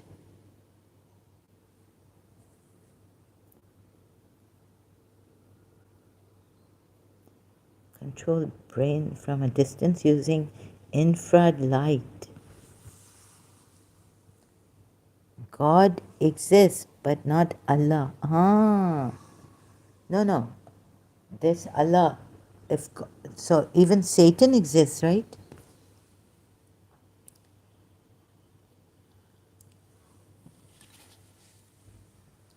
Oh, you're not an atheist. Okay, I got it, Galtoffer. Galtoffer is saying that God exists, but Allah, but a Galtoffer, you see, okay, Allah doesn't exist. But here we have call on Him, whichever name, what is it?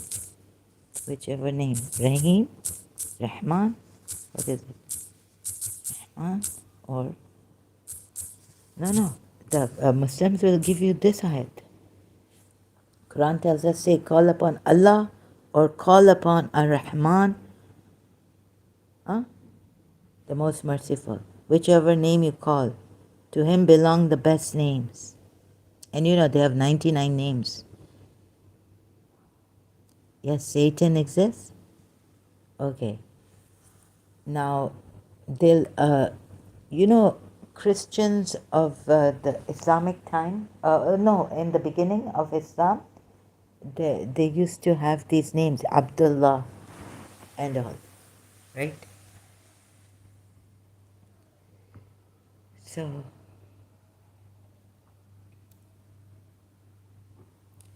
and this is how we question, and then, we go into our. So, this is how I used to also go into religion, trying to do my research. You know who's the most merciful? God is most merciful, right? What would you say to this? Surah 17, Ayat 110. Say, call upon Allah or call upon Ar-Rahman, most merciful. So what is Rahman? Whichever name you call upon.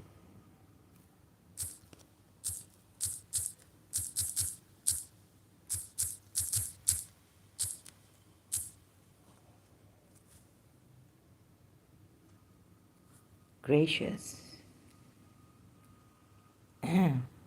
Rahmani, King, merciful, Lord.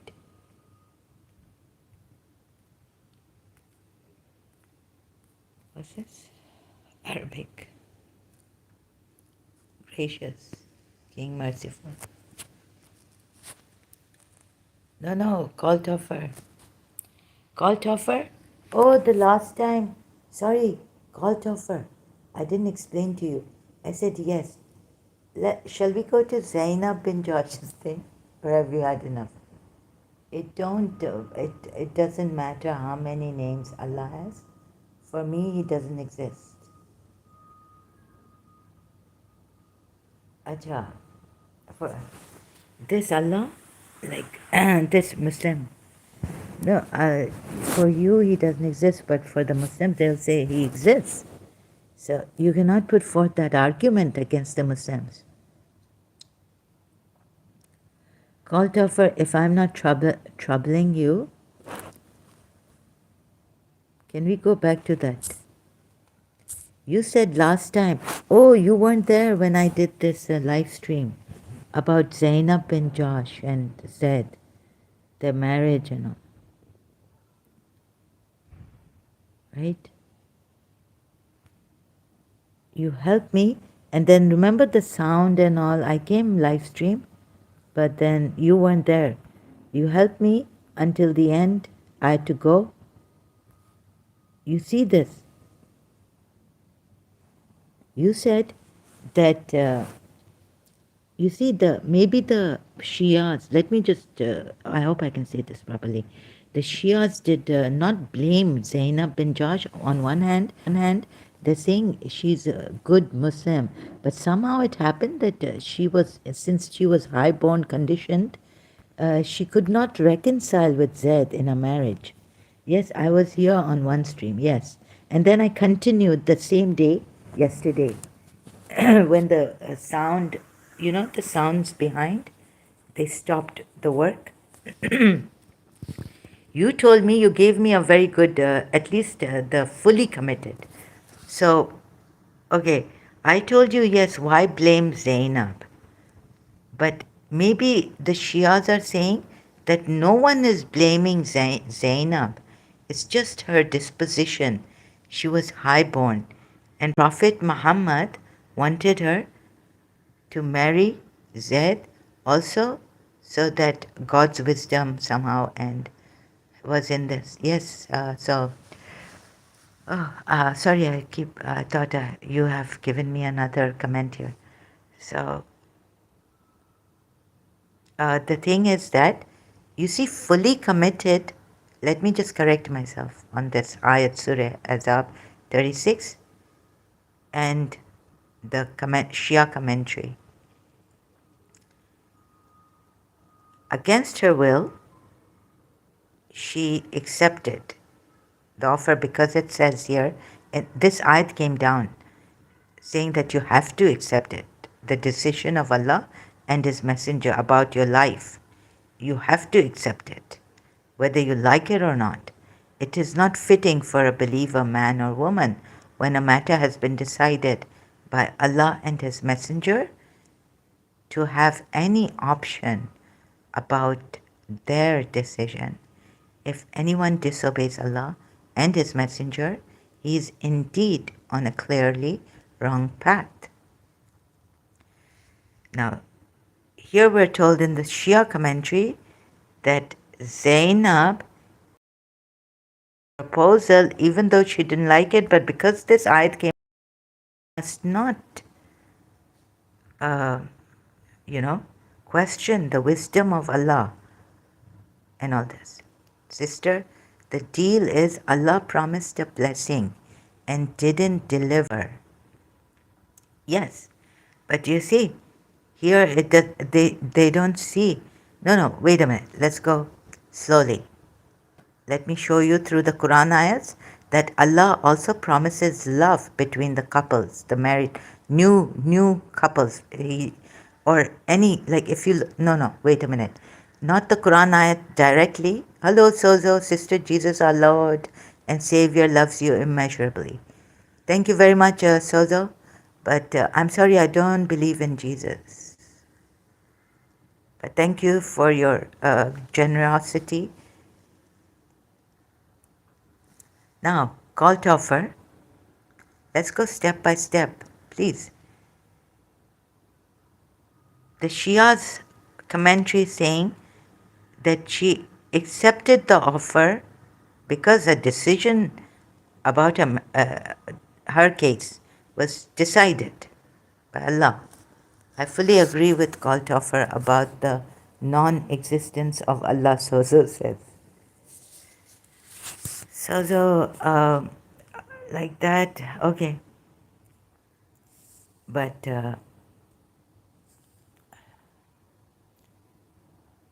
you see, but how can you Christians say that? Okay, now you're leading me against Christianity. I don't want to go there. Okay, you have your say. Sozo, you're right. Okay, but please look at this. It is not fitting for a believer, man or woman, when a matter has been decided by Allah and His Messenger. So she agreed. Sorry, I read it again. Zaid's marriage, okay, and the Holy Prophet was celebrated in Makkah 8 years before the Hijrat. Before the Hijrat. Okay, 8 years before the Hijrat. No wonder the polytheists didn't believe in him. At the time of their marriage, when she was informed by the Holy Prophet, she did not like the proposal.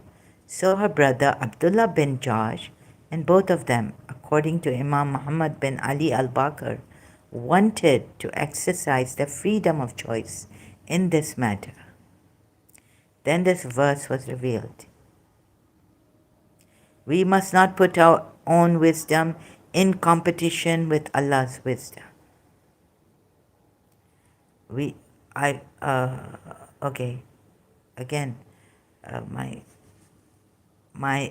eyes are going there on the live chat, and I hope I haven't missed any of the new comments here in the live chat. We must not put our own wisdom in competition with Allah's wisdom. Don't you think Althofer here that God should help Zainab put love in her heart at Surah Maryam ayat 96 and Surah Anfal? That had you spent all there is in the world, you could not have put affection between two people. But Allah puts affection. So yes, you're right, Althofer. The blessing of Allah is missing here. Once the nikah takes place, she submitted herself. Shouldn't she submit fully? Then you can't say she's a good believer and at the same time say that it's not her fault. She's still a good believer, but she could not reconcile with that. So The Shias are saying she was a good believer. Let me correct myself. The Shias don't blame her because Prophet Muhammad didn't blame her and Prophet Muhammad married her. If she was not a good believer like that, right? You know what I mean, Kaltoffer? How much time has gone? So 2 hours here? Oh my goodness. I want to bring this forward. So I'm not. If I got it, my wording. Sorry, I'm not good in explaining properly with words. According to Imam Muhammad, so where am I now? We must not put our own wisdom in competition with Allah's wisdom. We must accept it loyally. It means the commentary is saying, and do the best we can to carry it out. But somehow Zainab couldn't carry it out. She was not called a bad Muslim. But we must do our best to carry it out. So first Zainab submitted against her will, but submitted to the decision of Allah and Muhammad, the messenger.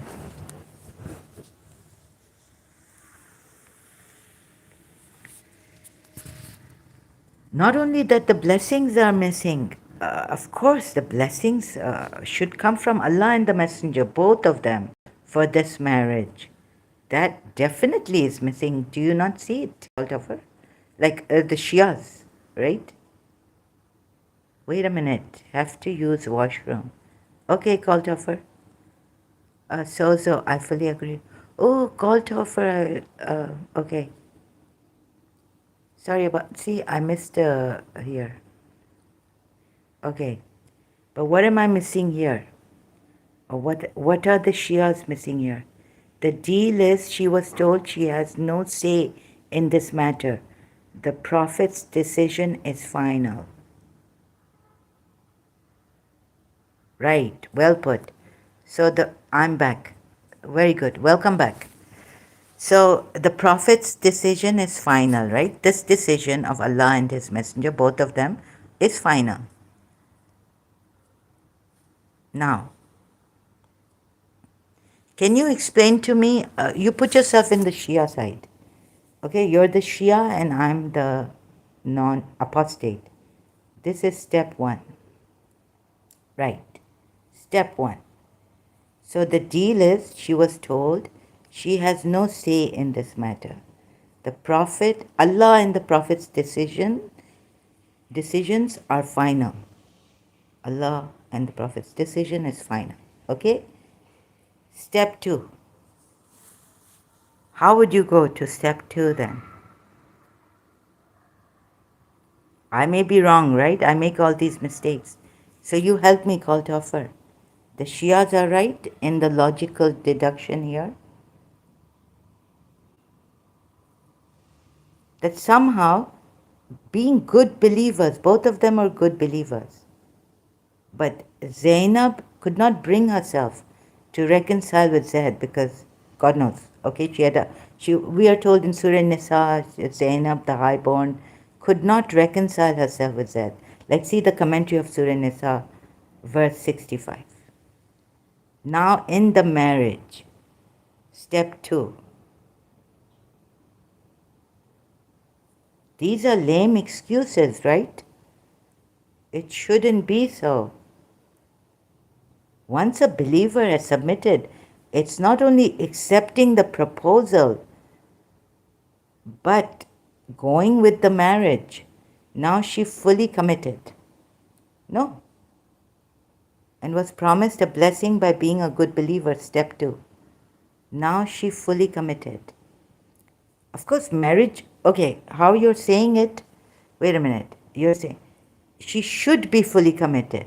Here it's saying that she's not fully committed. Kaltoffer, here it's saying she couldn't fully commit. She was unable somehow. Something came up. she couldn't.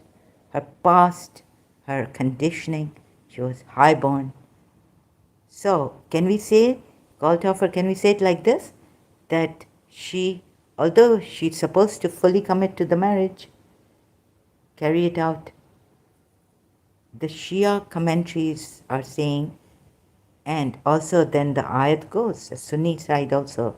I'm not picking on the Shia side only right now, but just saying that now she could not fully commit. She was unable to fully commit to the marriage. Fully commit. And was a good believer. But this inability of hers, you have, no, Allah was supposed to take care of that with His blessing. Yes, this is not like a suggestion of this is not a suggestion, yes. And also Allah is supposed to take care of with His blessing. Blessing the marriage, since I showed you from the Quran ayats that love also cannot come in the hearts unless Allah puts it in the believers' hearts. Those who believe, even the believers, those who believe and do good work, deeds, the gracious God creates love in the hearts. So, why, you see what are even the Shias, what they have missed here. So once this Shia thing fails, the whole, you won't be able, you'll go to the Sunni, but you'll feel, sister, I'm talking about being committed to Allah and the Prophet. And all. So, if fully committed, but about the marriage, what they have decided on you, about you, you should be fully committed in the marriage, right? Also, what they've, Allah, and the same thing, right? It's the same thing. If you're fully being committed to Allah and His Prophet, then what they tell you, you have to be fully committed to what they have told you to do, right? Then whoever, Sunni Shia making lame excuses that the marriage broke. Let's see the Sunni. Oh God. So then, what is this? Why are they? I'm not saying they're blaming. Did I say, yeah, like why blame? You said why blame Zainab? But they're not really blaming her. They're just saying it was her inability somehow. God knows what they're saying. Tafsir on, what's the Sunni take on this?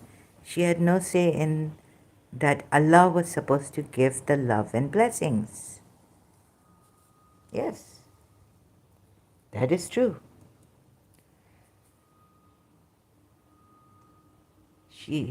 Once you go against your will and you surrender to Allah, like I say, Allah, if this is not good for me, but I think it's good for me, so I will not go to the principal's house. I surrender myself to you. Once I say I surrender myself to you, right? I'm supposed to make the effort. If you feel I'm supposed to make the effort, I've surrendered. My heart is saying, go to the principal, call her. I'm saying, no. And then the ayat comes that you are not supposed, you don't have an option in this, Zahra.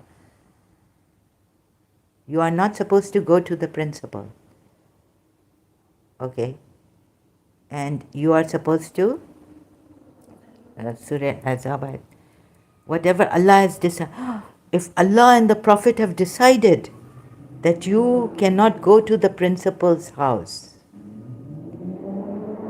then Allah in His wisdom, then if I see that, if I understand that fully, the wisdom of Allah in that it will not be good for her, it will not be good for me, it will not be good for the family members, right? Or whatever, something, then I need to carry it out until I am alive and she is alive. That I don't go to her place.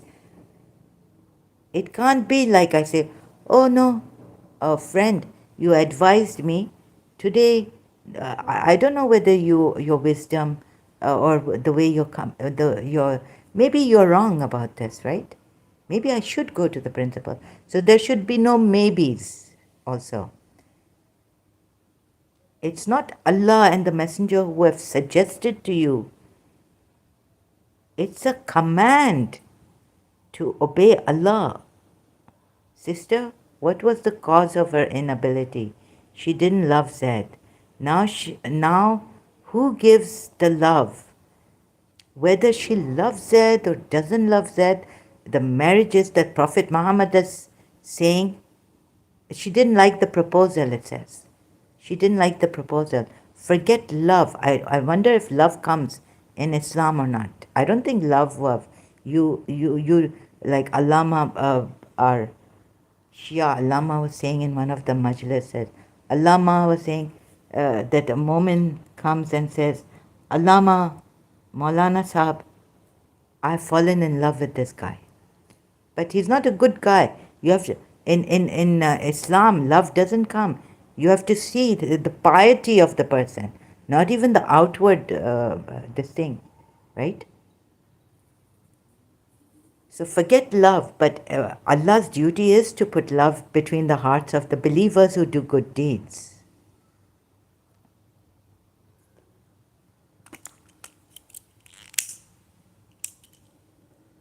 No, we cannot say that you see, Allah brings that love. But before that, a Muslim is supposed to look at the piety of the person and not outward appearance or the status that he is of a low status and I'm of a high status. Tafsir. Let's see the Sunni side to this. Surah Azab, verse 36. So forget love. You know the wisdom of Allah. Not to be challenged. And this is not a suggestion. Sister, what was the cause? The cause of her inability was that she did not like the proposal, but she went on, she submitted. And to obey Allah and His Messenger and what they have decided about your life, about her life in this case, Zainab bin Josh's case. So the cause of her inability was that she could not reconcile that Zaid was of a lower status than her. She could not reconcile with that. That's what they are saying. But she was a good believer. That's why Prophet Muhammad married her, to remove her misery. After the divorce, her reputation, everything. These are all lame excuses, you see. Don't you see it? I mean, as a Shia, would you not see it? Would you not correct yourself? Would you not correct? She did look at the piety of Zaid. That's why she didn't want to marry him. No. Called of her, she was highborn, and Zaid was of a low status. Zaid has the best piety. He was a good believer, we are told. He had a good piety. He was a pious man. That's why Prophet Muhammad made him the adopted son. Freed him from being a slave.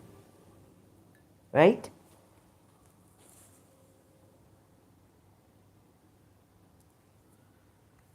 Brother Kalthofer. It is, where's the, oh God. Allah Maududi, does not behove a believer. From here begin the verses which are revealed in connection with the Prophet's marriage with Zainab. Ibn Abbas, Qatada, Ikrimah, and Muqattal bin Hayyan say that this verse was revealed at the time when the Prophet proposed to Zainab for Zaid, and Zainab and her relatives did not agree. Here it says very clearly, directly, Zainab and her relatives did not agree. According to Ibn Abbas, God knows why. Let's see if the reason is given. When the Prophet made the proposal, Zainab said, I'm better than him in lineage. More direct. Right? Ibn Sa'd says, no, Zainab did not even consider the piety of Zaid. So Prophet Muhammad had to show her, teach her Islam. Islam says, look at the piety and all this. You get it? So correction. Zainab said, I'm of high status and he's of low status. Forget piety right now. Muhammad was saying, Prophet Muhammad, that in Islam you get married not seeing the high status or the low status. You just get married because of the piety of Zaid.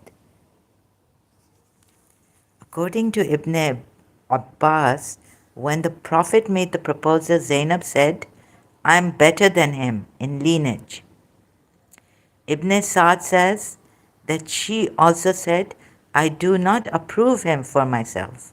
I am a Qurayshite by birth. So birth, lineage. The same sort of disapproval was expressed by her brother, Abdullah bin Jahsh. This is said in the Shia commentary.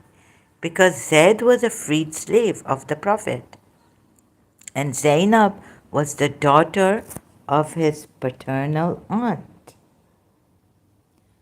Umayma bint Abdul Muttalib,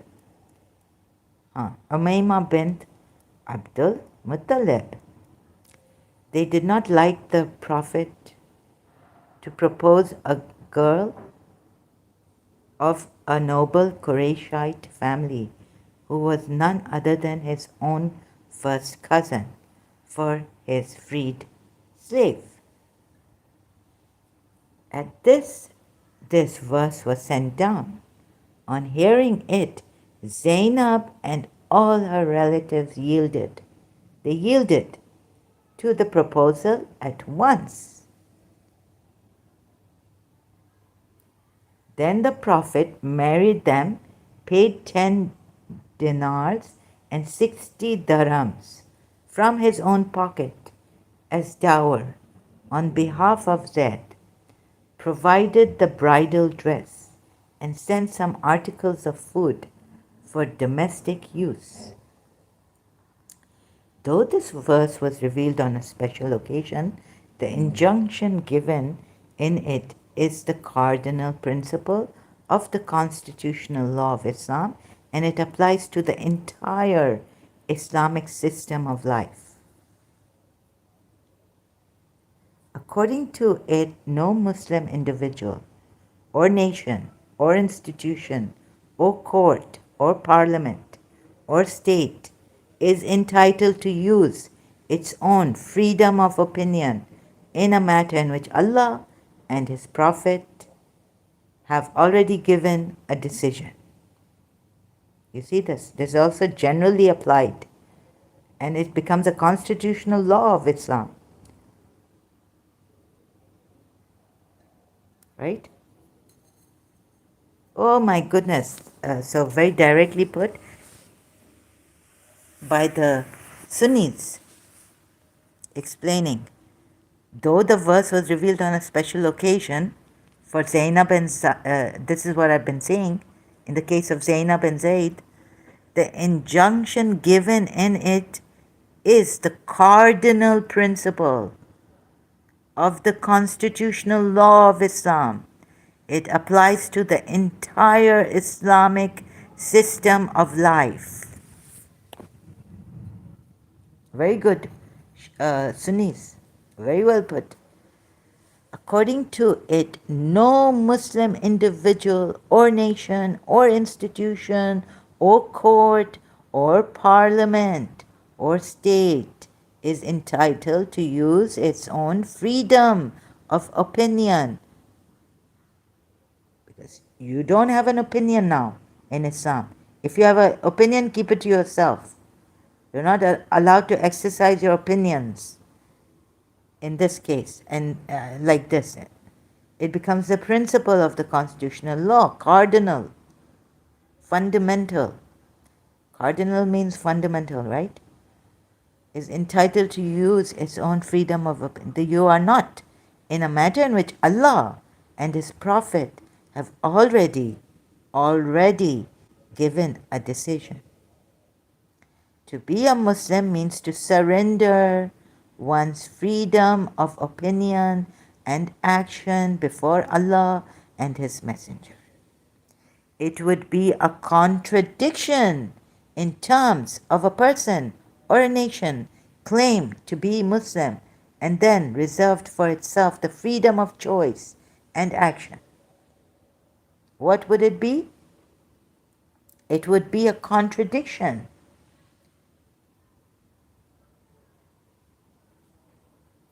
No sensible person, yes, please use your sensibility.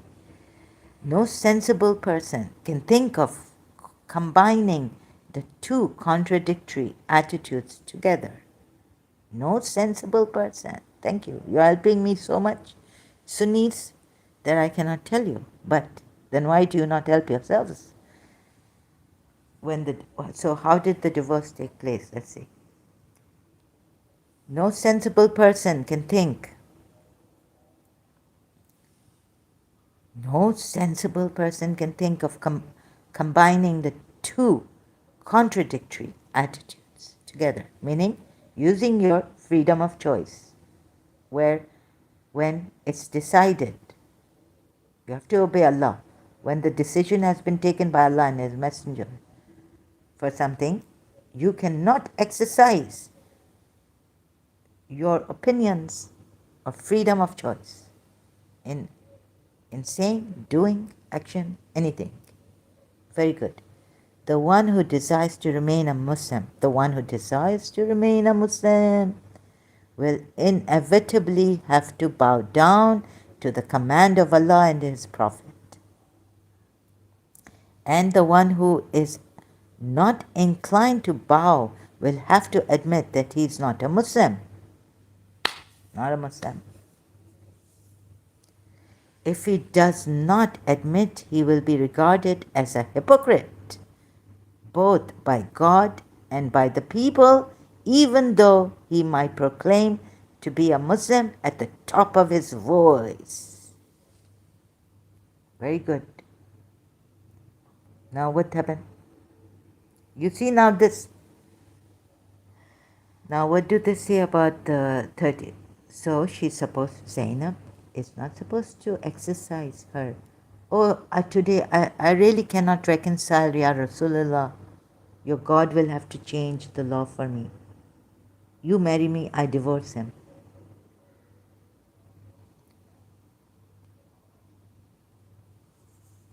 Tafsir of 37. Then you, Sunnis also see this.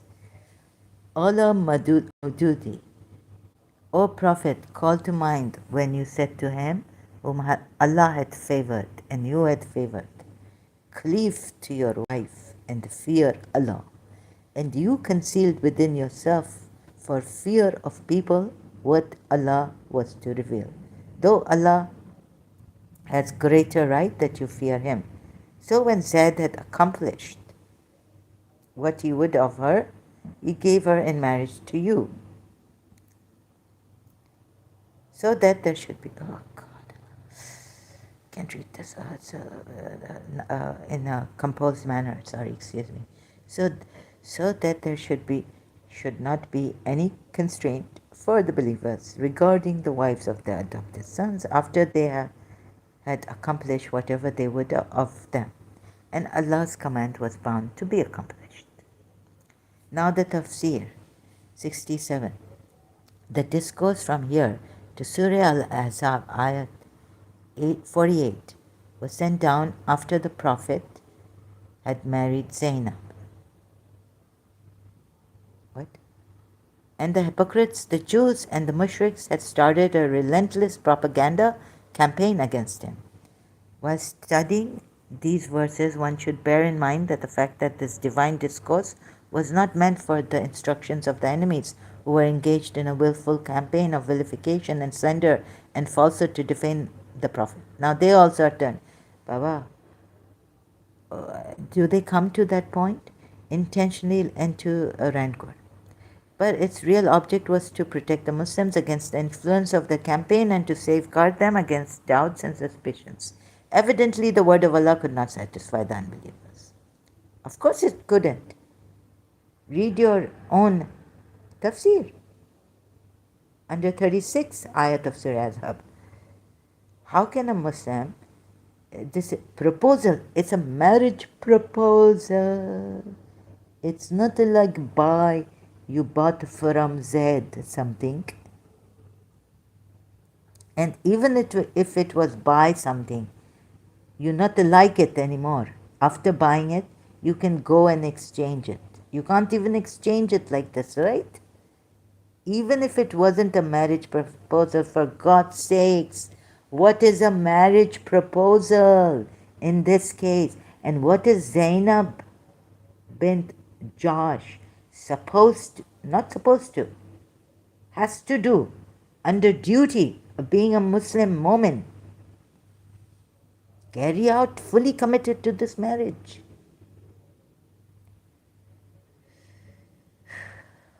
Let me see.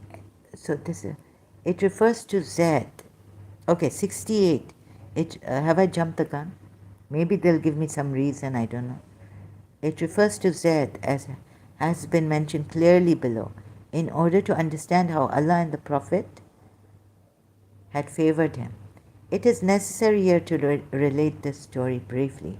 He was the son of Haritha bin Shurabel, a person of Kalb tribe, and his mother Suda bin Talaba was from the Bani Man, a branch of the Tai tribe. When he was 8 years old, she took him along to her parents. There the people of Bani Cain bin Jasser raided their camp, plundered their goods, and took some men prisoners, including Zaid. Then they sold Zaid at the fair of Ukis near Taif. His buyer was Hakim bin Hizam, a nephew of Khadija. Hakim brought him to Makkah and presented him to his paternal aunt. When the Prophet married Khadija, he found Zaid in her service and was so impressed by his good manners and conduct that he asked her to give Zaid to him. Thus this fortunate boy entered the service of the best of men, whom Allah after a few years was going to appoint a prophet. Zaid at that time was 15 years old. Afterwards, when his father and uncle came to know that their child was at Makkah, they came to the Prophet and requested him to return him in exchange for a payment. The Prophet said, I shall call the boy and leave it to him whether he would like to go with you or stay with me. If he chose to go, I would take no payment, but would let him go with you.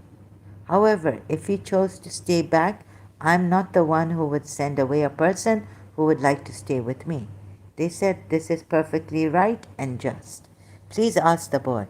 The Prophet called Zaid and asked him, do you know these two gentlemen? He said, yes, this is my father and this is my uncle. The Prophet then said, I wonder how he knows them. Okay. Well, you know them as well as me. You have the choice to go with them or stay with me. If you so desire. He said, I have no wish to leave you and go with anyone else. His father and his uncle said, Zaid will Will you prefer slavery to freedom and choose to stay with others in preference to your parents and family? So, whether slavery or free slave. After what I have seen of this person, I cannot prefer anything else of the world over him.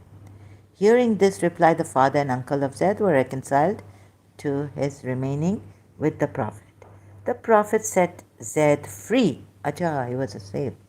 The Prophet set Zaid free immediately and proclaimed before a gathering of the Quraysh in the Kaaba, bear witness in the Kaaba, here at the Sunni, bear witness that henceforth Zaid is my son. He will receive inheritance from me and I from him. Thereafter he began to be called Zaid bin Muhammad by the people. All this happened before the Prophet's advent as a prophet. Okay?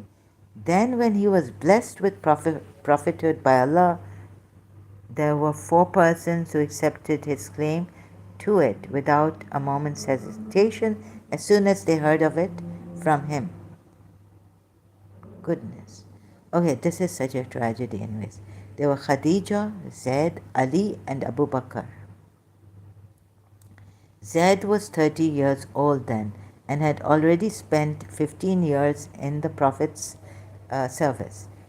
In the 4th year after Hijrah, the Prophet married him to his first cousin Zainab, paid her dower on his behalf, and provided them with necessary articles for setting up the house. Hello,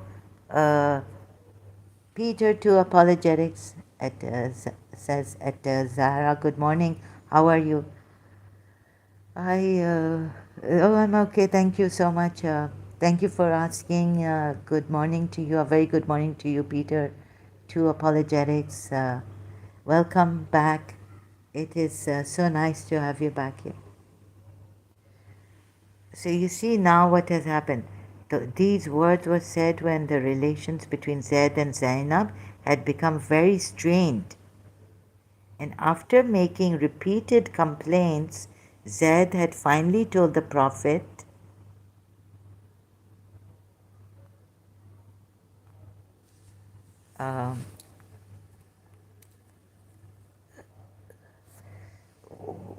so what happened to your live stream yesterday? Oh, I had to go. Sorry, yeah. Didn't I say before going that I have to rush because there was some noise in the background starting. Would have gotten louder, so I had to go. Sorry, I had to go like that abruptly yesterday. I apologize for that too. And then I didn't have the strength to come. I had some other things to do. Got all shocked. A panic struck and all this. After making repeated complaints, Zaid had finally told the Prophet that he intended to divorce her. Although Zainab had accepted to be married to him in obedience to Allah and His Messenger's command, she could not overcome her feeling that Zaid was a freed slave, you see, who had been brought up by her own family. And she, in spite of being the daughter of a noble Arab family, had been wedded to him. But that is finished by Islam. You can't bring your own opinion anymore in the marriage again and again on that point. But she couldn't reconcile. And yet they say what? Due to this feeling, this sudden still remaining there, she couldn't overcome this feeling. Due to this feeling, she could never regard Zaid as her equal in matrimonial life. And this caused more and more bitterness between them. Thus, after a little more than a year, the marriage ended in divorce. Some people have misconstrued this sentence to mean this. The Prophet desired to marry Zainab and wanted that Zaid should divorce her. But when Zaid came to the Prophet and said he wanted to divorce his wife, the Prophet stopped him from this only half-heartedly. As this, Allah said, you were keeping hidden in your hearts that which Allah intended to reveal in your heart. That which the real meaning, however, is contrary to this. If this, the sentence, they go on now. But here, stop here before you reach. How could Zainab still have these feelings? What's that? Peter to Apologetics says IJ65 slash 9 plus. Sorry, what is that? Huh? Peter to Apologetics? Sorry, I don't understand. What is this? Kalthofer says, but they left out that he went to her house and flirted with her. No. They're saying that that is all the Muslims say that that's a false story that has come. They don't believe in that story. It's not in the hadith. It's in his Sirat somewhere by some Islamic, their religious scholar. But although it is from a religious scholar, but before, hang on, Kalthofer, I know that now I will step by step come to why I believe in that false story, which the majority of Muslims, all of them, say that this story is false, concocted. But it comes from their religious, Islamic scholar or historian, their Islamic historian. Don't worry about that comment. I was cleaning my keyboard. Oh, okay. Peter to Apologetics says. Oh, okay. So before coming to that story, which the reason why I'm going to, when I come to the conclusion, thank you, Kalthofer, that why I take that story, but they left out that he went to the house and he flirted, or he saw Zainab in the, however the story goes, in a transparent dress, and he said, glory be to Allah who makes hearts turn. Why I would take that to be true is because here, look at this, the logical conclusion. They say, now how can Zainab have feelings? She couldn't reconcile with about her feelings towards Zaid in her marriage now. It's not that Prophet Muhammad had given them 3 months of, what you call that, meet each other under my supervision, parents chaperoning, and it's not like that.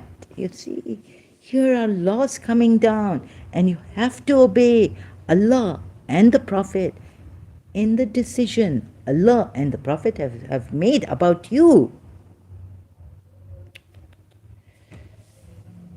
Eminent religious scholars from all sides, Shia also, have failed to properly see this, that how can Zainab, oh, her feelings, so then anyone can say, my feelings, oh, Prophet, my feelings, I can't. When Islam is saying you should, it is a command you do marry against your feelings, right? You don't like the proposal. Now, Islam, Allah has failed here. Prophet Muhammad has failed to bring such a believer to accept Zaid in her marriage as a freed slave. Kalthofer says, okay, so Peter to apologize. Brother, she just started on the Sunni source. She will get there. Kalthofer, nice to see you, brother. What is that? Peter to Apologetics, have I missed something? You have to read the tafsirs to understand the Quran. Yes, I've read most of the tafsir, what is important for the Quran ayat. Peter to Apologetics. I'm reading the tafsir, and the point I'm on, because if I read tafsirs like about why no, Prophet Muhammad didn't go to Zaid's place, I will get there to flirt or look at. The fact is, Muhammad flirted with Zainab while she was alone at home. Peter to Apologetics, please. Can you? I will get there. But I'm going step by step. Like I tell the Muslims, don't get into the conclusion. Don't go to the conclusion without going step by step, logically, reasoning. One point at a time, right? One point at a time. Did he flirt with Zainab, or did he see her in a transparent dress and say, the story doesn't say he flirted with Zainab. I did not say you did not read the tafsirs. I just came on my friend. Okay. Okay, Peter to Apologetics says, I did not say you did not read the tafsirs. I just came on my friend. Sorry, you just said that you, yes, have to read the tafsirs to come under. Yes. Oh, you're agreeing that we must read the tafsirs at times. At times to understand the Quran ayat, at times the Quran ayats are so direct, at times we need to seep through the Quran ayats to find out that he was a hypocrite, and that's the most difficult task for people like me to do. Not here to fight, I promise. Okay, thank you. No, it's okay. You don't need to promise or anything.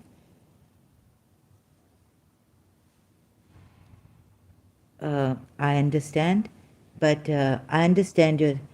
See, at Peter to Apologetics, some verses, if I can find contradictory without the tafsirs, it's better I give without the tafsirs, right?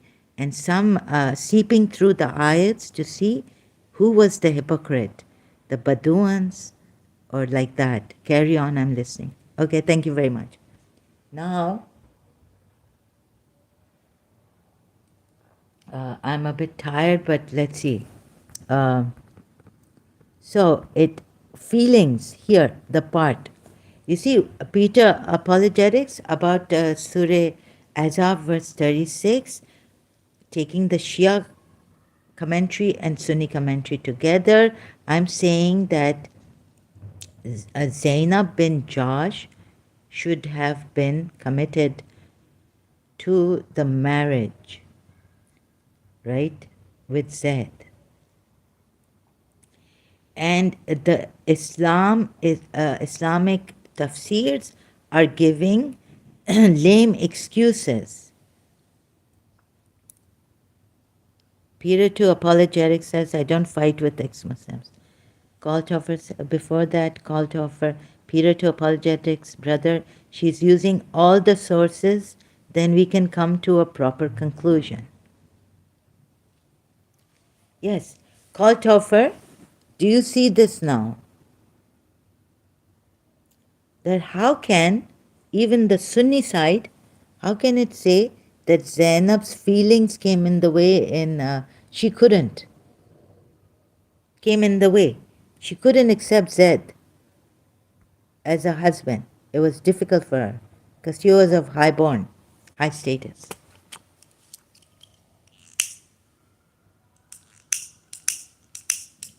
So eventually, all their reasoning, everything, that tafsir on this particular point is that Prophet Muhammad is a false prophet.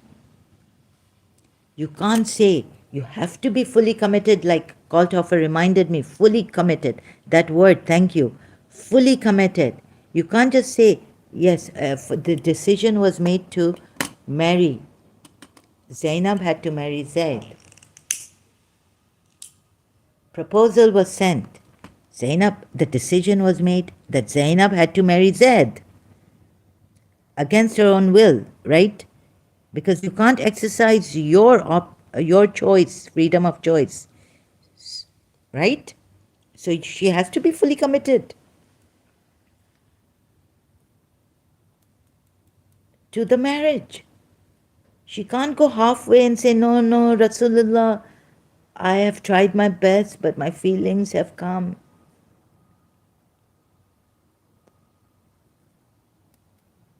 Then why the ayah 36 of Surah Azab? That you have to obey Allah and the Messenger when they've decided a thing against your own, for your life, about you, made a decision about you. How can you then say that it was okay for Zainab, that she couldn't get along with Zaid? She couldn't reconcile. Okay, a peer to apologetics says, I hardly know the Shia sources, so I'm learning. And now, both are the same actually, there's not much of a difference. Both Shia and Sunni sources are the same on this. You see, the reason given that Zainab, you know on what point we are on. Okay, let me explain what point we are on. We are on Surah Ahzab, verse 36. The lame excuses given by Sunnis and Shias that Zainab in marriage could not reconcile with Zaid because of her high status. Somehow she could not get herself to feel. Her feelings came in the way. When it was a command to her, believers, and this command they use for every single cardinal constitutional, Islamic constitutional law. Right?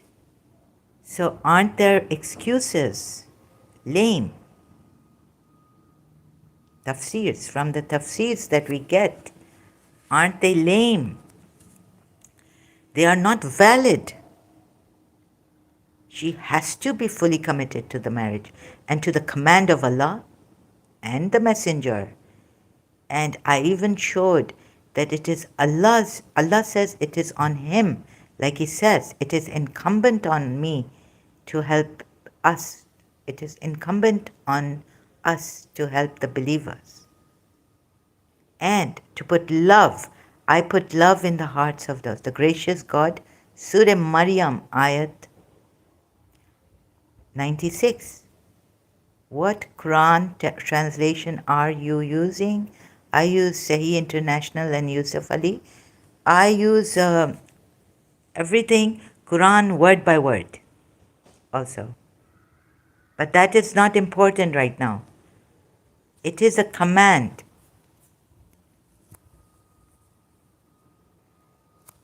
It is a command here. When Allah have decided, the believers have no. This is a command. Use the, you see, you have no say in it. Believers have no say in it. They cannot exercise their freedom of choice in this. This ayat also they take, the Sunni Muslims, in their fundamental, cardinal Islamic principles, laws, constitutional law. This ayat, like something like this ayat, they take. So what is the word by word? There is no free will in Islam, I agree. Yes. So now can you say when Zainab, Peter 2 Apologetics, can you help me? Zainab, in this case, now Zainab's case, tafsirs both give the case of Zainab and Zaid, and generally also applied to all Muslims in all circumstances. Now can you please tell me, this is embedded in the Islamic constitution, law. How can Zainab say that I can't get along with him during the marriage? My point is, whatever excuses you make, she cannot. And I even overruled that if you say she was unable to do that anyways, Prophet Muhammad, then this should have been a suggestion to her, not a command, not a law imposed upon her.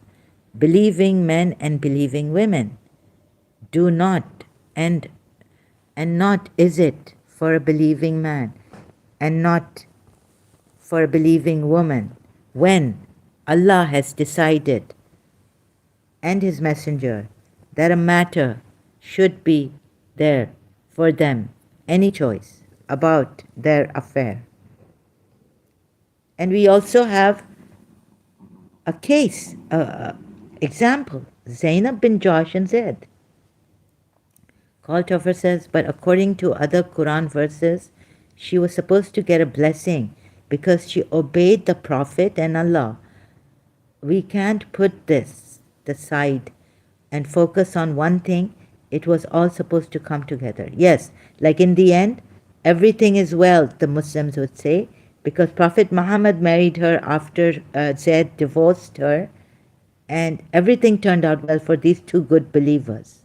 And Zaid had martyrdom in the Battle of Mu'tah, right? Peter to Apologetics says, in other words, Allah and Muhammad made the wrong decision for Zainab. Yes, that too. That too. Thank you. Yes.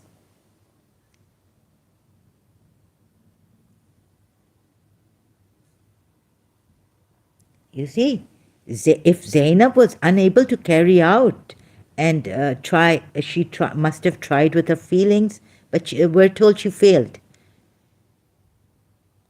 Peter to Apologetics says he wanted her when she was still married. Yes, something very strange about this prophet. Maybe like Zainab's first husband, unnamed, died, or what? Why is Zainab's first husband's name unknown? Wikipedia tells us, and things like that. So I don't know what he wanted to do. Whether he wanted to punish Zainab or what?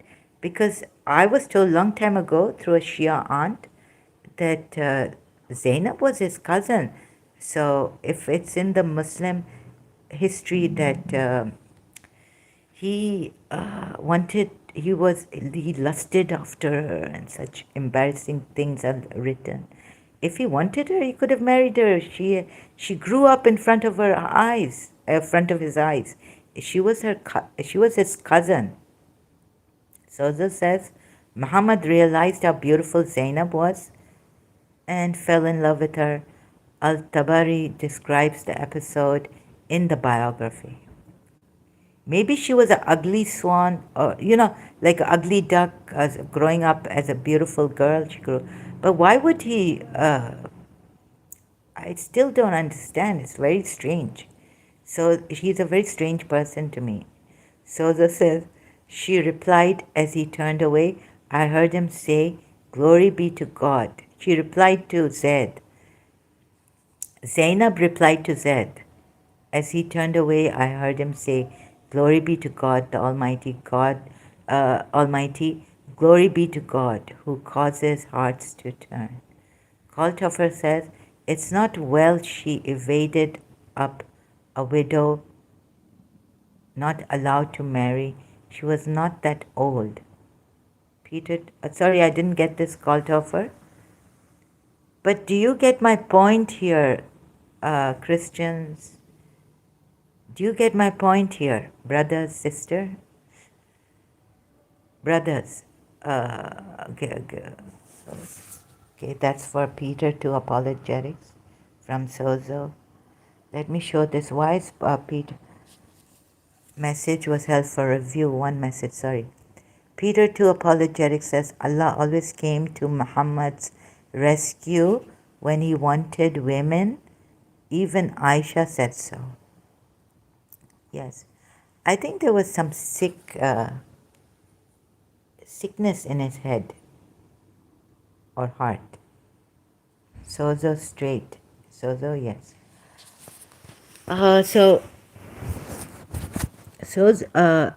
Peter to Apologetics Not only that, yes, there's a hadith where Aisha says that Allah always beckons to his wish, every wish, to fulfill his every wish, even though if it is against the law that he gives to the Muslims.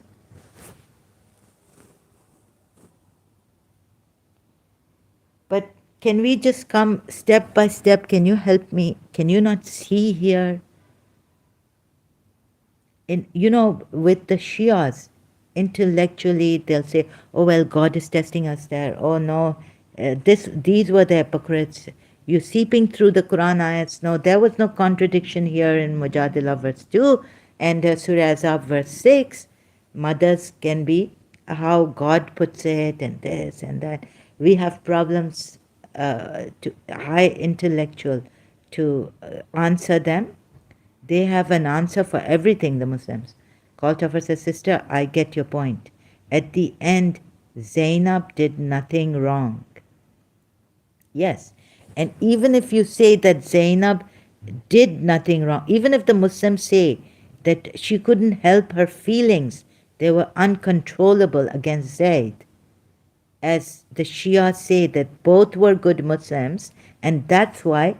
And look, Kalthofer, on one hand, they're not even blaming Zainab, right?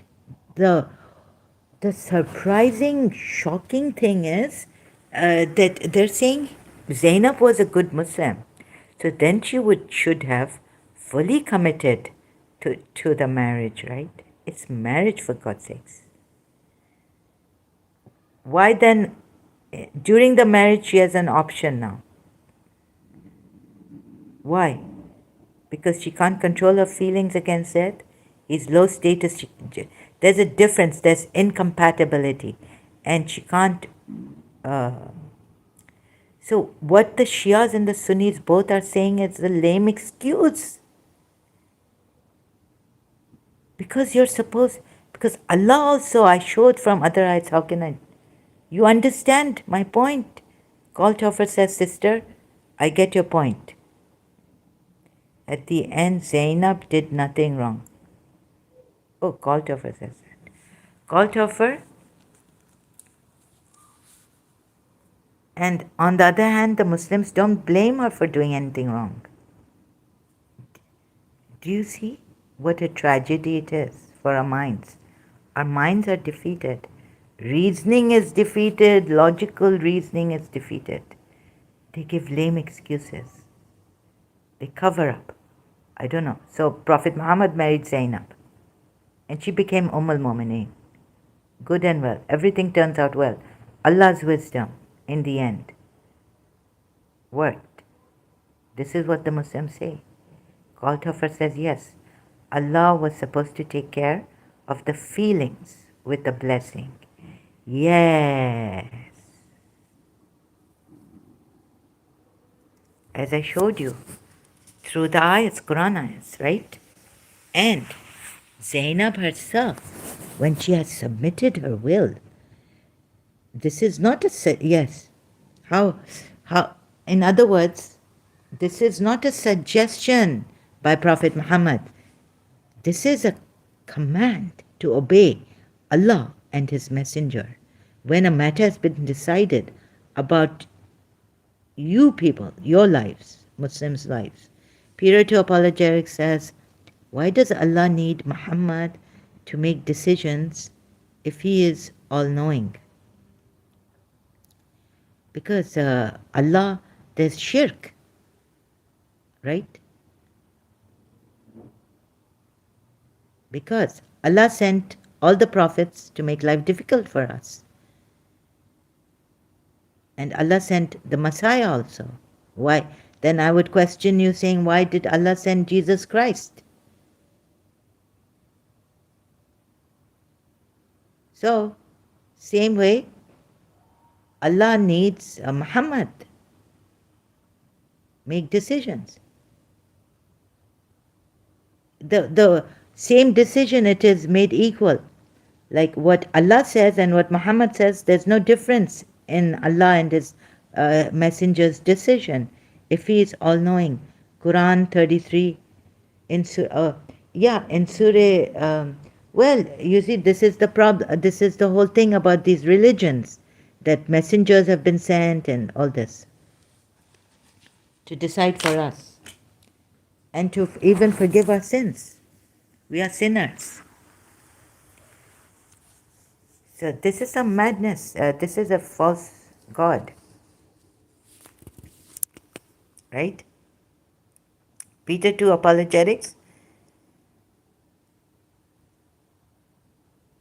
It's crazy.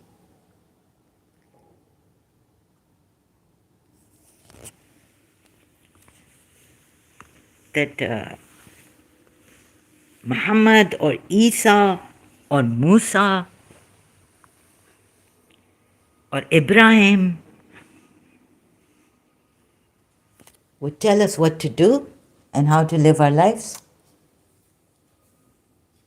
And they are the messengers of Allah who are getting these laws. And there's no difference between them and Allah. Only that they are not Allah, the created, the great creator, Khalq al-Azim. Goodness. That they will decide how you should live. Sozo says, Jesus, the only one who took away our sins without any price. Sozo, like I told you, I don't agree to Jesus, and please, will you not do missionary work here?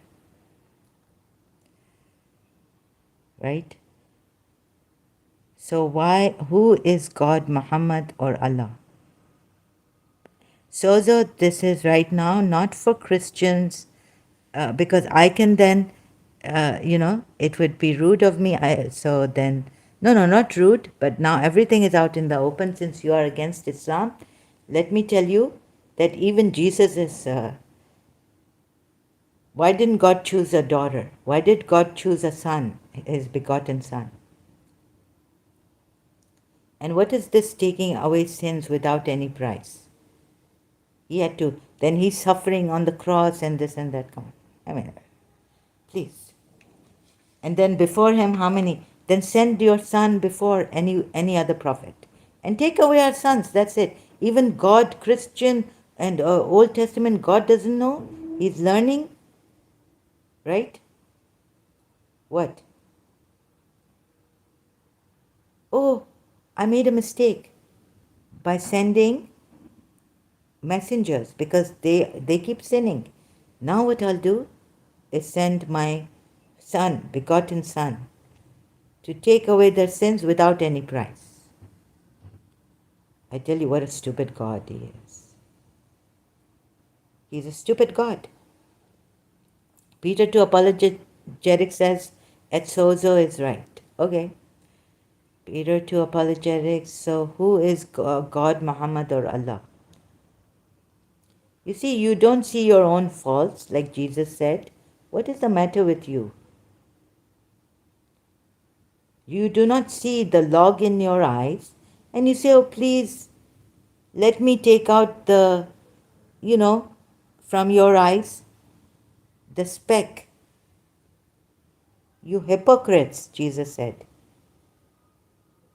Peter 2 Apologetic says, why are there no Muslims joining the chat? Yes, this is what I want. I don't want Christians coming in here and doing missionary work.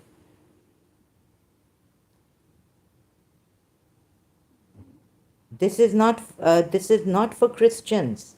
Only call Toffer because he's helping me. He knows he goes to ex-Muslims. I've seen him on ex-Muslim Ahmed. Call Toffer, you were the administrator there. One time I went there, saw you there. Peter 2 Apologetic says, the only messenger that did not sin according to Islam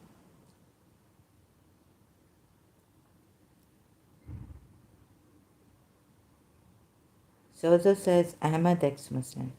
Yes. Call Toffer says Sozo brother Zahra knows the Gospels. She is not here to learn the Gospels. She is doing research on Islam. Thank you, Goldhofer. Peter to Apologetics says, is Jesus. Yes. In the Quran, you mean. Also, is Jesus, yeah. The only sinless, he's also the Lord with Allah should be taken. Surah Tawbah, I don't deny that. But the thing is that I don't believe in Christianity. The mistranslation of that ayat, Surah Tawbah, ayat 31 or 33. He is Ruh Allah, he is a Masih, anointed Christ. And from birth he was blessed, yes, Surah Maryam ayat. Not haughty towards his parents.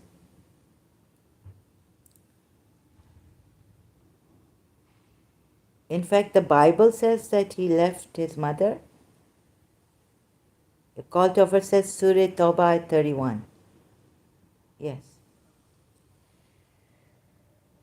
Yeah, Jesus didn't make one mistake, not that I can remember. In the Quran it's mentioned. And he was sinless, yes, for sure. Jesus was without error, definitely. Peter to Apologetics says, Jesus did not sin according to Islam. Yes, Surah 19, that's Surah Maryam, verse 19, yes. I do not deny that. Right? And he was not haughty. So now here, please come back here. Can we come to a conclusion here? Or maybe another round when a Goldhofer is available. Peter to Apologetics and Sozo. Sorry, but this is not about Christianity. So I want to come to a conclusion here about what I'm at. Please stick to the topic. Peter to Apologetics says, the Quran says Allah and Jesus must both be worshipped. Surah 9, ayat 31. Yes. As Lord. As Lords. Yes. Only God is without error. Peter to Apologetics says. But no. Yeah, he's perfect. And so Jesus is God, right? You want to come to that? Yeah, Surah Maryam. Okay, if you want, what is it? 1919, right? Yeah, he was born blessed. There are hadiths that say Prophet Muhammad, angel came and opened his heart, did surgery on his heart, spiritual surgery, and took out the black things from his heart and whatnot. And he didn't even recognize. When here we are told, like, about Jesus Christ, I would have become a Christian long time ago had I not, I don't agree to these. Had I not found Jiddu Krishnamurti and such of like a spiritual. All these books are rotten. Sorry, excuse me. The angel answered, I am but a messenger of thy sustainer, who says, I shall bestow upon thee the gift of a son endowed with purity. And what Jesus himself says in Surah Maryam, as an infant, please invite Muslims on your channel. I have one comes, but he doesn't use the reason at all, and he then goes to, knows what he does to me. So there's one Salahuddin. I've invited Muslims, they just don't come. And hardly anyone is following me. I'm just I have here followers. 4 last night, and now it's 5, 4, 5, 4, 4, 5, like that. I hardly have followers. Why isn't this chat? Okay, so you do believe in God. Are you asking me this? Not without evidence. I believe there is some divinity. Goldhofer says, brothers, let Sister Zara on the topic. We're trying to figure out the Zainab disaster. Please, yes. Soza says yes. So he said, I'm the messenger, I'm blessed. She said, how can, no, no, no. It goes on. You see, he says, Jesus Christ himself says in infancy. Oh God, where is it? A pure son, yes. Purity could be also that Prophet Muhammad is a pure. So, no, no, not this ayat. Peter 2 apologetics. Thank God I checked this ayat. So eat and drink and be contented. When she came to the people, she brought the babe to her people, carrying him in her arms. O sister of Aaron, your father was not a man of evil, nor was your mother unchaste. So she pointed to him. They said, how can we speak to one who is the cradle of a child, who is in the cradle a child? Jesus said, indeed, I am the servant of Allah. Right? In infancy.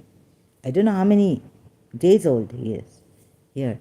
Jesus himself is saying, indeed, I am the servant of Allah. He has given me the scripture and made me a prophet.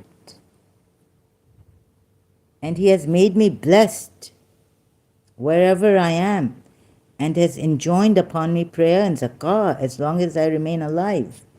He has made me blessed. Mubarakam kan. Okay. And made me dutiful to my mother, and he has not made me a wretched tyrant, not insolent, unblessed. Since birth, he's Prophet Muhammad, according to the Sunni Islam, wasn't even a prophet at until 40 or something, until he was 40 years old. He didn't know he was a prophet. He was chosen to be a prophet at 40, but not like for the Shias. Okay, let's focus on Zainab. Okay?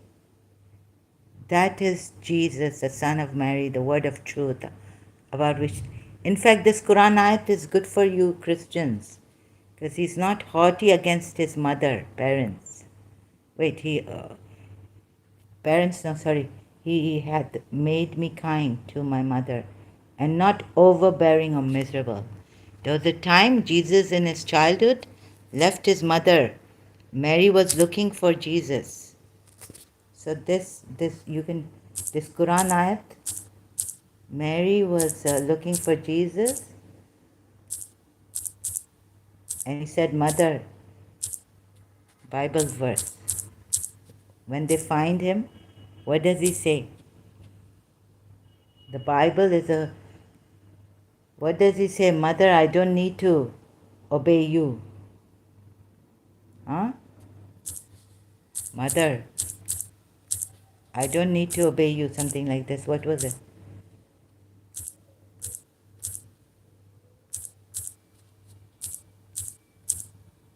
Sorry if I got the words wrong. Just see. Yes, Mary was a favored grace. At the same time, Mary was a sinful human being who needed Jesus. But the Catholics say she was. There's so much. When Jesus doesn't go with when Jesus is in the mother. I don't need to obey you. But, Mary thinks they've lost her. Mary and Joseph, they think that they've lost Jesus.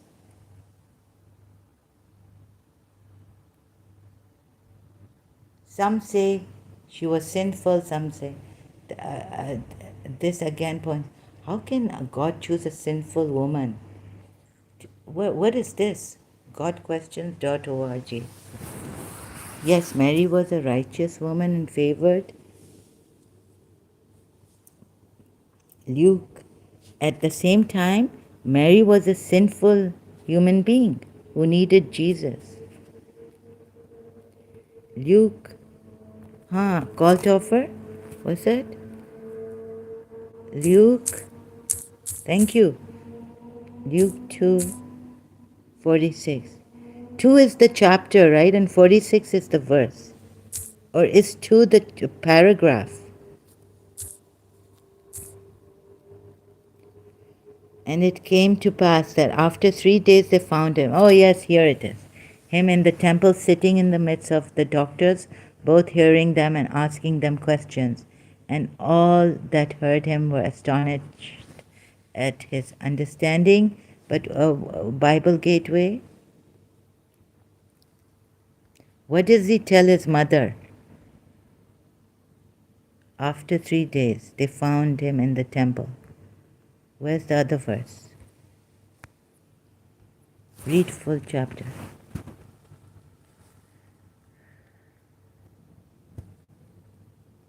What's the verse 46?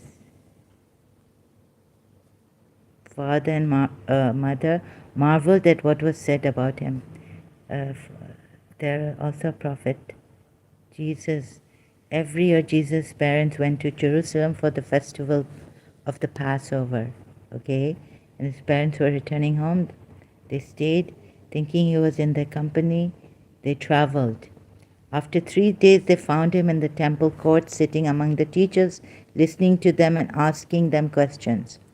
Everyone who heard him was amazed at his understanding and his answers. When his parents saw him, they were astonished. His mother said to him, "Son, why have you treated us like this? Your father and I have been anxiously searching for you." 49. Why were you searching for me? He asked. Didn't you know I had to be in my father's house? But they did not understand what he was saying to them. Then he went down to Nazareth with them and was obedient to them. But his mother treasured all those things in her heart. Wait a minute, doesn't he rebuke his mother? Like it says, isn't he a bit rude with his mother? What is there? Or no, this is the only one Luke mentions. Read further. Then he went, where? Read further for what? Disobeyed. Jesus never disobeyed his mother. Why were you searching for me? He asked. Didn't you know I had to be in my father's house? No, his mother says here. Yes, but the mother agrees to everything he does. But his mother treasured all these things in her heart. Then he went down to Nazareth with them and was obedient to them.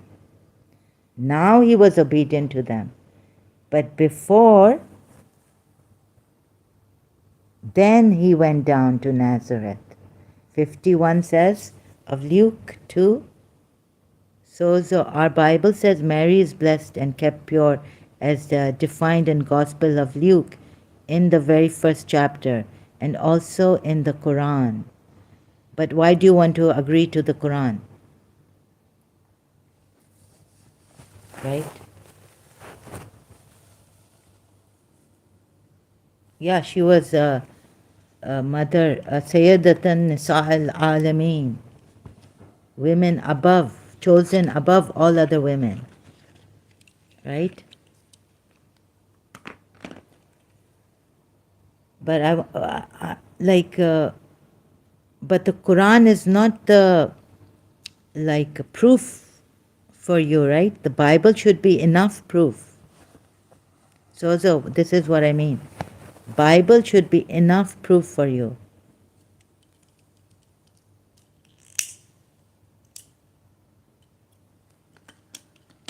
So then meaning before, then he went to Nazareth with them and was obedient to then. You see, who said this? Jesus was Peter to apologetics? Please look at the English, right? Then he went. Before, he was disobedient. Then, you know what then means? Afterwards. Afterwards. Right? So please, see this?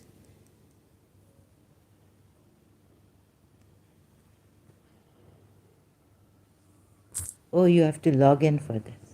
Sorry, I don't mean any copyright infringement. I might get into trouble. The are very strict, the copyrights. Then he went. You see this? And so he obeyed. But before, what did he say and what did he do? He did not follow them. He said, "This is my father's." You see, thinking, let's see again. I keep forgetting I have a poor memory. Then his parents saw him. They were astonished. His mother said to him, "Son," 48, Luke 2. "Son," his mother said to him, "Son, why have you treated us like this?" They were worried for him. For 3 days they were searching for him.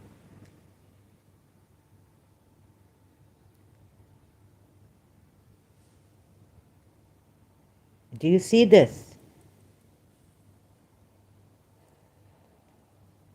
This I've already seen when I was a Shia. I had the Bible in my hand, right? And the Shia commentary through when he was disobedient to Mary, the Bible says. Why did Mary tell the people to listen to Jesus at the wedding? Forget that wedding thing. Come here and look at this. Why is she now saying, "Why have you done this to me?" Here, why is she saying this? Can you give me about this and not like Muslims jump to another part of the Quran and another tafsir? You will be like Salah ad-Din again, Muslim. Or those Muslims where Sam Shaman gets angry like anger, bullying them. So when Muslims do this to Christian friends on their live chat, you say, you make so much fun and you give them such a thing, timing them out.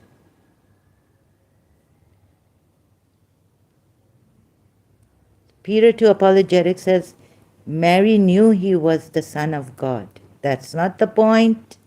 What point am I on? Disobedience to the mother. This is the point I'm on.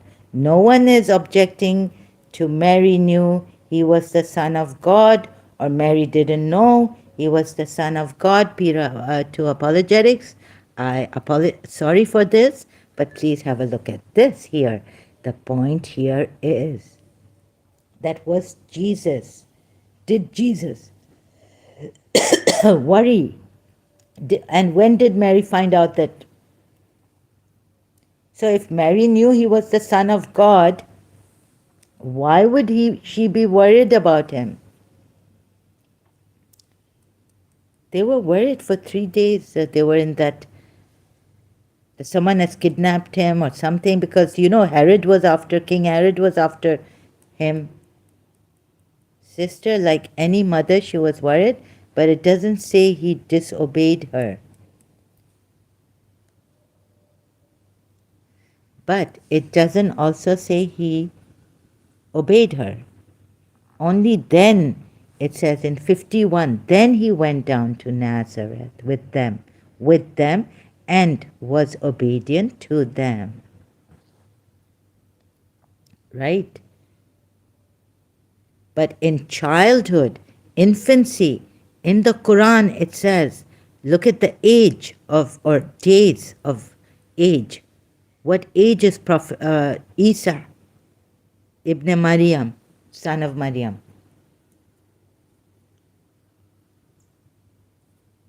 Then it says, then he went down to Nazareth with them and was obedient to them. But his mother treasured all these things in her heart.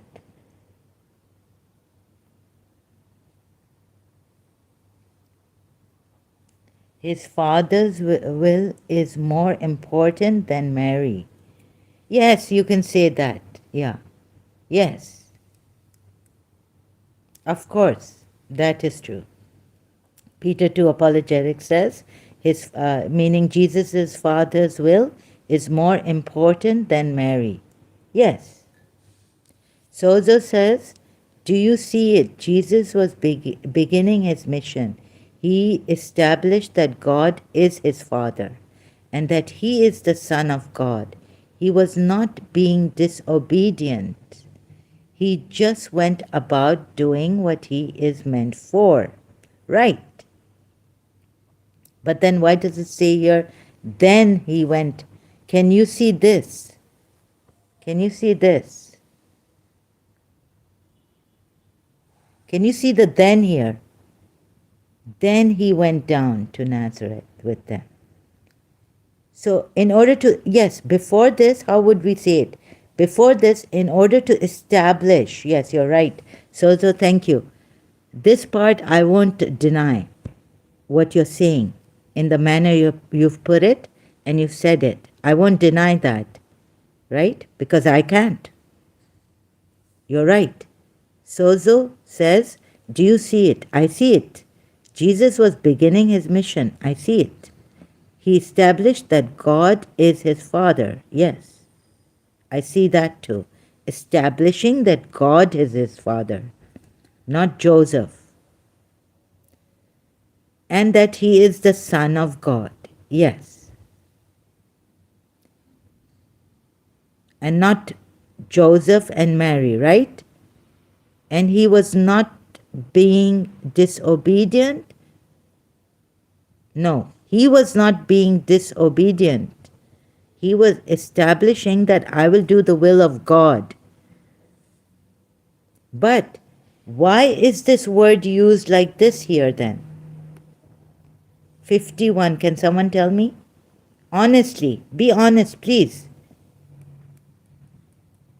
Do you understand when a person's religion, when you have a religious crisis or when you're in a brainwash, when you don't have a religious crisis, you can't see through.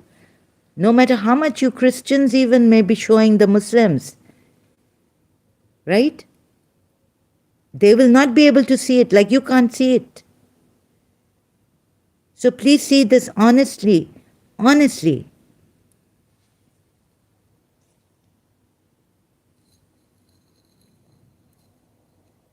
So be gentle with those Muslims since you have that. And you believe in the Bible. You believe in the word of God coming in word, God, Jesus or whatever it is written. You have the Holy Scriptures. So do you see it in yourselves also? That you are missing out. I'm not the one saying it.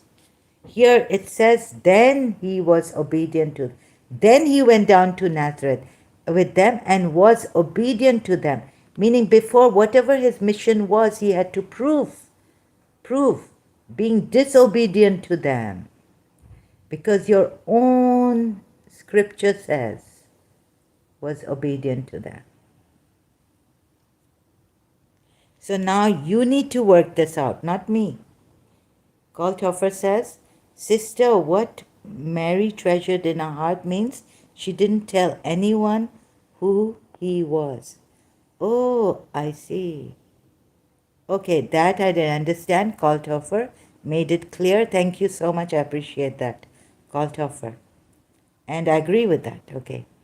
Sozo says when he realized that he had a responsibility to his human parents and agreed to be humble and accept his obedience to Mary and Joseph.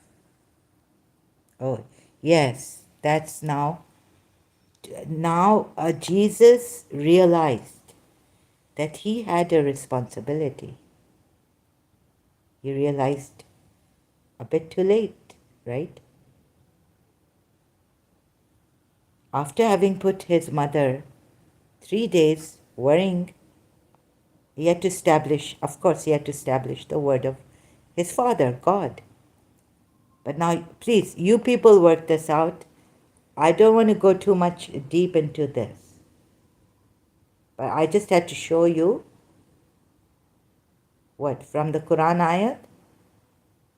That the Quran ayat is better, saying that he obeyed his mother from childhood, infancy, when he was talking in his infancy. And it is recorded here, however you may put it. But when he realized, when, Sozo, look at the words you are using. When he realized that he had a responsibility to his human parents. So before that, God had not told him. He didn't realize that he had a responsibility towards his human parents. But in the Quran ayat, Surah Maryam ayat, what is the number I keep forgetting? He realizes from infancy that he has a responsibility towards his human mother, Maryam, and accept his obedience to Maryam. That's all I'm saying. So hope you see this, right? Thank you, Sozo, for the help. Your words have helped me. Please be honest and see this. You see, this is where even the Christians have a blind spot.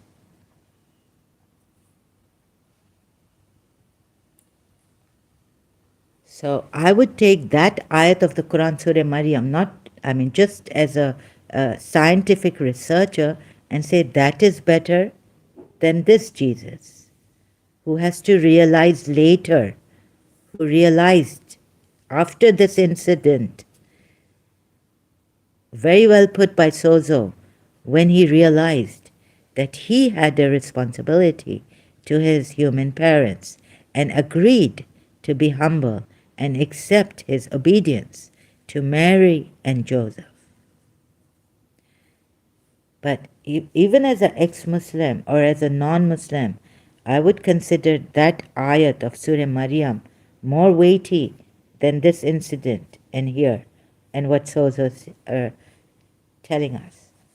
So, you see this?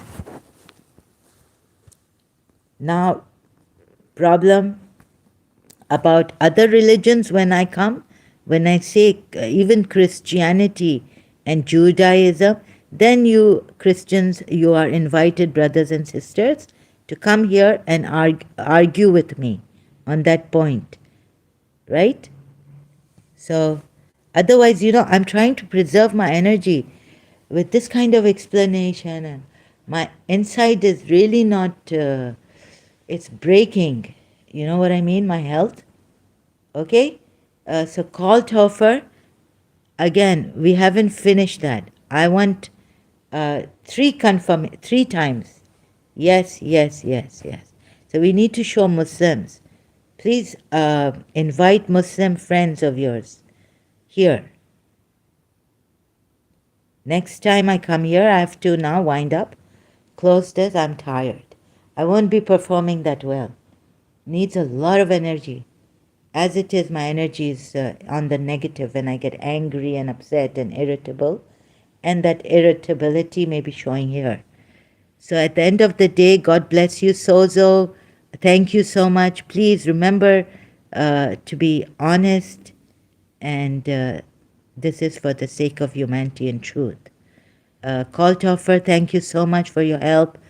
And Peter, to Apologetics also, thank you for your help. Now I have to end this. God bless you all and your family members with the best.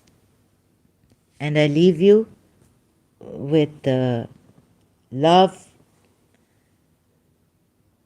of God. May He embrace you all.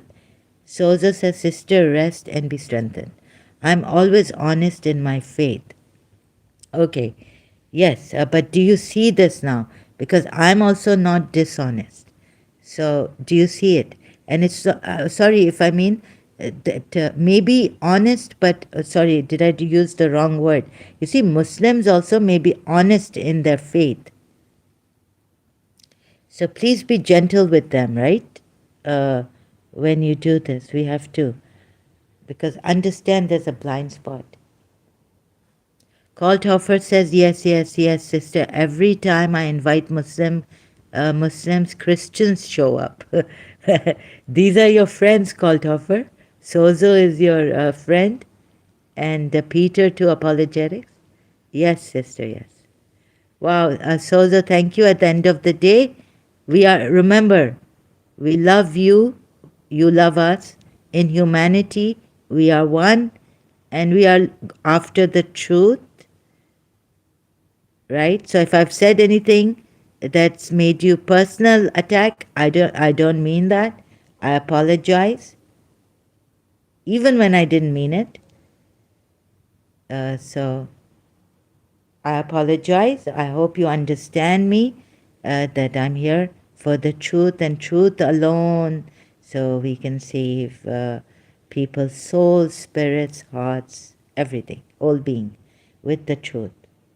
Then maybe I can become, I wish, I pray, that with consistency, no Muslim, no Hindu, no Christian, no Jew.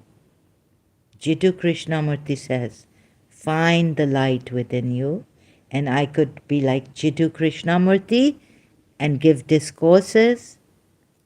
Sozo says, Jesus and me, we love you. Thank you so much, Sozo, for your love. Much appreciated. I don't know about Jesus loving me, because I'm not bringing you to Christianity, right? I want you to save yourself, not outside anyone, the messenger of God's Son. Kaltoffer says, and that's all we should do is love each other. Yes, I think if God had said religion is love and you are divine love, that would have solved the problem. Right? Thank you so much. Sorry, I have to go, as much as I'd love to be here and reach the conclusion and clarify beyond doubt through Sunni and Shia tafsirs on these two ayats of Surah Azab in Zainab and Zaid's case, until I'm sure that Muslims have got it, both, without going to the conclusion and here and there. Then I can rest in peace and maybe go to my grave with peace. My mission will be complete. But maybe not. Maybe I'll have to come back like Jiddu Krishnamurti. I just put my hand on my heart here. Uh, Next time we will continue. What time is good for you, Kaltoffer, and your friends, if they would like to join me here, since you call Muslims and your Christian friends up here, come up. The morning time is best for you, right? So I will try to come in the morning. Or let's see, if I have something in the evening, again, if I can't do anything and have the passion, I'll come here, but I will miss you a lot, Kaltoffer. You have really helped me. And sorry for getting angry at times at you people and saying, look, be honest and this and that, like that, right? Like a nagging mother. Thank you.